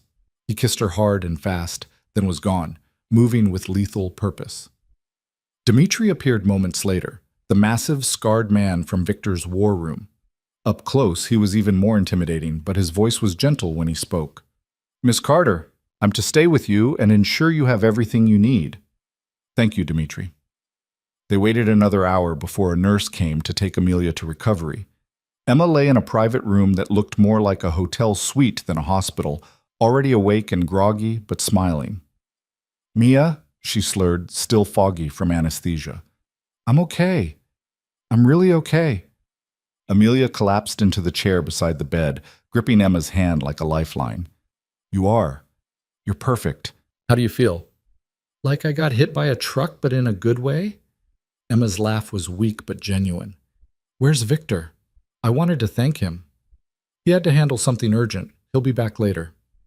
He's important, isn't he? Like, really important. I could tell by the way people moved around him here, the way they deferred. Emma's eyes, though unfocused, were knowing. What does he really do, Mia? Amelia hesitated.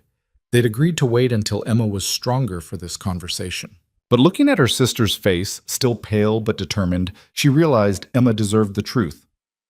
He's powerful, Amelia said carefully. He runs businesses, some legitimate, some not. He's the kind of man who makes things happen, who controls significant parts of the city, and he's dangerous when he needs to be. Criminal, Emma stated. Not a question. Yes. Emma was quiet for a long moment, processing. Then, but he saved your life. And mine. And he makes you happy. I can see it in your face. You're different with him. Lighter.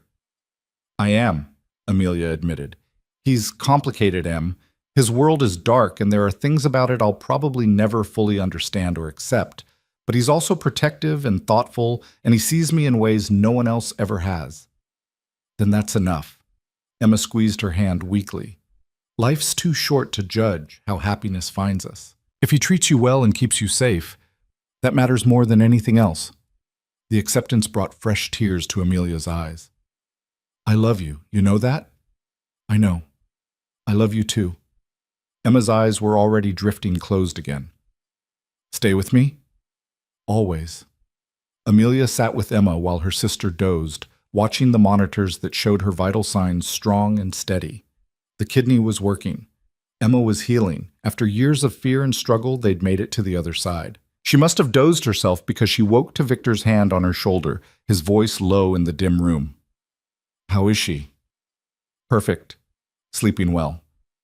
Amelia stood and let him pull her into his arms, breathing in his familiar scent. He smelled like winter air and something darker, smoke maybe, or danger. How did your business go? Handled, completely and permanently. His voice carried that edge of cold satisfaction she recognized. The people who thought to challenge me have been reminded why that's a poor choice. She should ask for details. Should want to know what he'd done, who he'd hurt. But standing in Emma's recovery room with her sister breathing steadily nearby, Amelia found she didn't care. Victor had protected his empire so he could continue protecting them. That was enough. Take me home, she said quietly. Dmitri can stay with Emma. I need to be with you. Something fierce flashed in Victor's eyes. He arranged everything with quiet efficiency. Dmitri posted outside Emma's room, nurses with instructions to call immediately if anything changed, security protocols Amelia didn't fully understand but trusted were necessary. Then he drove her back to the estate through snow that had started falling again, soft and gentle this time. Inside, Eleanor had left dinner warming in the kitchen, but neither of them had appetite for food. Instead, Victor led Amelia upstairs to his room and undressed her slowly, reverently, his hands cataloging every curve like he was memorizing her. When they came together, it was different than before. Slower, deeper, weighted with emotion neither had words for yet. Afterward, wrapped in his arms with firelight dancing across the ceiling, Amelia felt something settle in her chest. Peace. For the first time in years, genuine peace. I have something for you, Victor said, reaching for the nightstand. He pulled out a small velvet box. Amelia's breath caught. Victor? It's not what you think. Or maybe it is, just not yet. He opened the box to reveal a key, different from the house key he'd already given her, this one platinum and clearly expensive. This opens a safety deposit box downtown. Inside is everything you'd need if something ever happened to me. Money, documents, contacts, protection. Her throat went tight. Nothing's going to happen to you. I live a dangerous life, Amelia. I have enemies. There's always risk. His expression was serious. I need to know that if the worst happens, you and Emma will be protected. This box contains enough resources to disappear if necessary, to start over somewhere safe. Promise me you'll use it if you need to. The thought of losing him, of going back to a world without his fierce protection and unexpected tenderness, made her chest ache. I promise. But you promise me something too. You'll be careful. You'll come home to me. Always. He kissed her softly. You've given me something to live for beyond the empire. I'm not giving that up without one hell of a fight. They made love again, desperate and claiming, then fell asleep tangled together while snow continued to fall outside. The next week passed in a rhythm of hospital visits and quiet evenings. Emma's recovery progressed beautifully. She was sitting up by day 3, walking the halls by day 5, joking with nurses by day 7. Color returned to her face, energy to her movements. The transformation was miraculous. Victor arranged for the penthouse apartment to be converted into a recovery suite, complete with a live-in nurse for Emma's first month home. He visited the hospital daily, bringing flowers and books, and engaging Emma in conversations that made her laugh, a sound Amelia hadn't heard enough of in recent years. Watching them together, seeing Victor gentle and patient with her sister, Amelia felt the last of her resistance crumble. This man who commanded criminal empire with ruthless efficiency was reading terrible romance novels aloud to Emma in dramatic voices. making her giggle until the nurse warned her not to strain her incision. On Emma's 10th day of recovery, Dr. Reeves cleared her for discharge. Victor insisted on handling the transport personally, carrying Emma to the car himself despite her protests that she could walk. "Humor me," he said. "I've gotten used to taking care of Carter women. It's become a habit." The penthouse was perfect, spacious but comfortable, with a bedroom suite for Emma that had every medical device she might need, and a view of the lake that made her gasp with delight. The nurse, a cheerful woman named Patricia, had already stocked the kitchen and prepared Emma's medication schedule. "This is too much," Emma said, tears streaming down her face. "All of this, it's too much." "It's exactly enough," Victor corrected. "You focus on healing. Everything else is handled." After getting Emma settled, Victor pulled Amelia into the hallway. "I need to tell you something," he said, his expression serious. "The people who challenged me last week, the situation is resolved, but it made me realize I need to make changes. To create distance between my legitimate businesses and the rest of it. To build something cleaner for our future." "Our future?" Amelia's heart stuttered. "Yes, our future." He took her hands in his. "I'm not walking away from everything. I can't. There are obligations, loyalties that run deep, but I can restructure, create barriers, ensure that when we build a life together, it's not constantly threatened by the darkness." "You do that? Change your entire empire?" "I'd do anything for you. I thought I'd made that clear." His smile was soft. "You make me want to be better, Amelia. Not perfect. I'll never be that. But better than I was. Better than my father. Worthy of what your sister said the other day." "What did she say?" "That I make you happy, that you're lighter with me." His thumbs stroked across her knuckles. "I want to keep earning that. Every single day." Amelia's vision blurred with tears. "I love you. I know it's fast and probably crazy, but I love you, Victor. Completely." The smile that broke across his face was pure joy. "I love you too. Have since that night in the blizzard when you looked at me like I was salvation instead of damnation. Maybe even before that." He kissed her then, tender and deep, and Amelia felt the final pieces of her heart click into place. This dangerous, complicated man was hers, and she was his. Despite everything, the violence, the empire, the darkness lurking at the edges, they'd found something real and precious and worth fighting for. They spent Christmas together 2 weeks later. Amelia, Victor, Emma, and Eleanor, who Victor insisted join them. The dining room that had felt cavernous and lonely was filled with laughter and warmth. Emma was growing stronger by the day, her color healthy, her energy returning. She and Eleanor bonded over cooking, spending hours in the kitchen creating elaborate meals while Victor watched with bemused affection. "This is what I wanted for this house," he told Amelia one evening as they watched Emma teach Eleanor a complicated recipe. "Life. Warmth. People who matter filling the spaces instead of just me rattling around alone." "You're not alone anymore," Amelia assured him. "You'll never be alone again." On New Year's Eve, Victor took Amelia back to the conservatory, his mother's sanctuary. Fresh snow covered the gardens outside, but inside was tropical warmth and blooming flowers. "I want to show you something," he said, leading her to a bench tucked among the orchids. "My mother used to bring me here when my father's lessons got too dark. She'd tell me that no matter how brutal the winter, spring always came. That beauty and growth were possible even in the harshest conditions." He knelt beside the bench and pulled out a small box, different from the safety deposit key box, this one older, more worn. "This was hers," he said, opening it to reveal a simple gold ring with a single diamond. "My father gave it to her when they were young, before everything got complicated. Before power corrupted him and fear drove her. It represents what they could have been. What I want us to be." Amelia's breath stopped. "Victor, I'm not asking yet. Not officially. I know we need more time, that we're still learning each other." He took her hand. "But I'm promising you, Amelia Carter, that I will ask. When you're ready. When Emma is fully recovered and we've had time to build something solid. I'm promising you forever, in whatever form you'll accept it." Tears spilled down her cheeks. "Yes." "I haven't asked the question yet." "Yes, anyway." She pulled him up and kissed him fiercely. "Yes to forever. Yes to building a life together. Yes to all of it." The ring slid onto her finger like it was made for her, a promise, not yet official, but no less binding. They stood together among his mother's flowers while outside, fireworks began exploding across the city, Chicago celebrating the new year with light and sound. I want to do something, Victor said suddenly. Something good with the resources I have.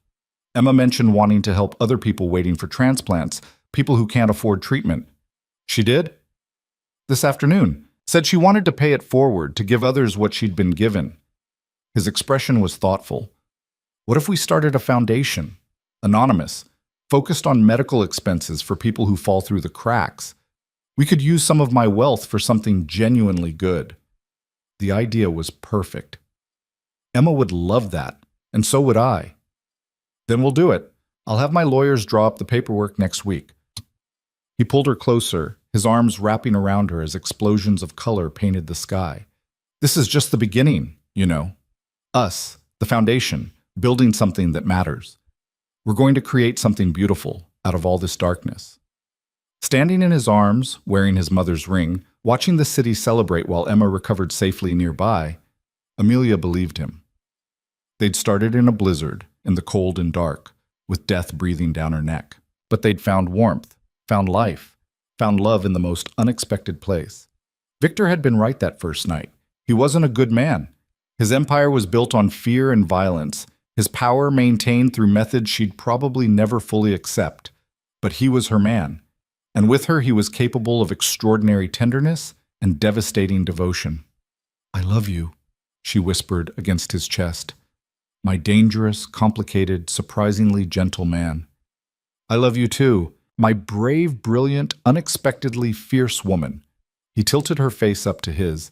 "Thank you for not running, for seeing past the empire to the man underneath, for giving me a reason to be better. Thank you for saving me." That night in the blizzard, and every day since. They kissed as the new year began, snow falling outside and warmth blazing inside. Two souls who'd found each other against all odds and refused to let go. The road ahead wouldn't be easy.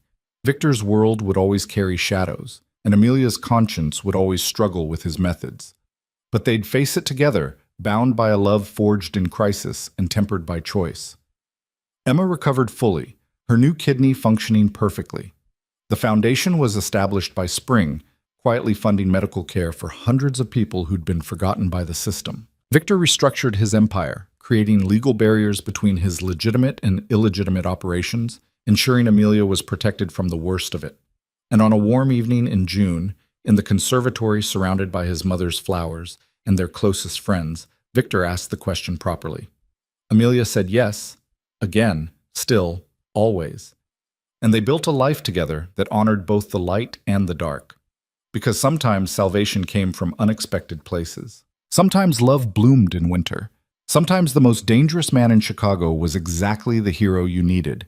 And sometimes being saved from freezing to death was just the beginning of the story.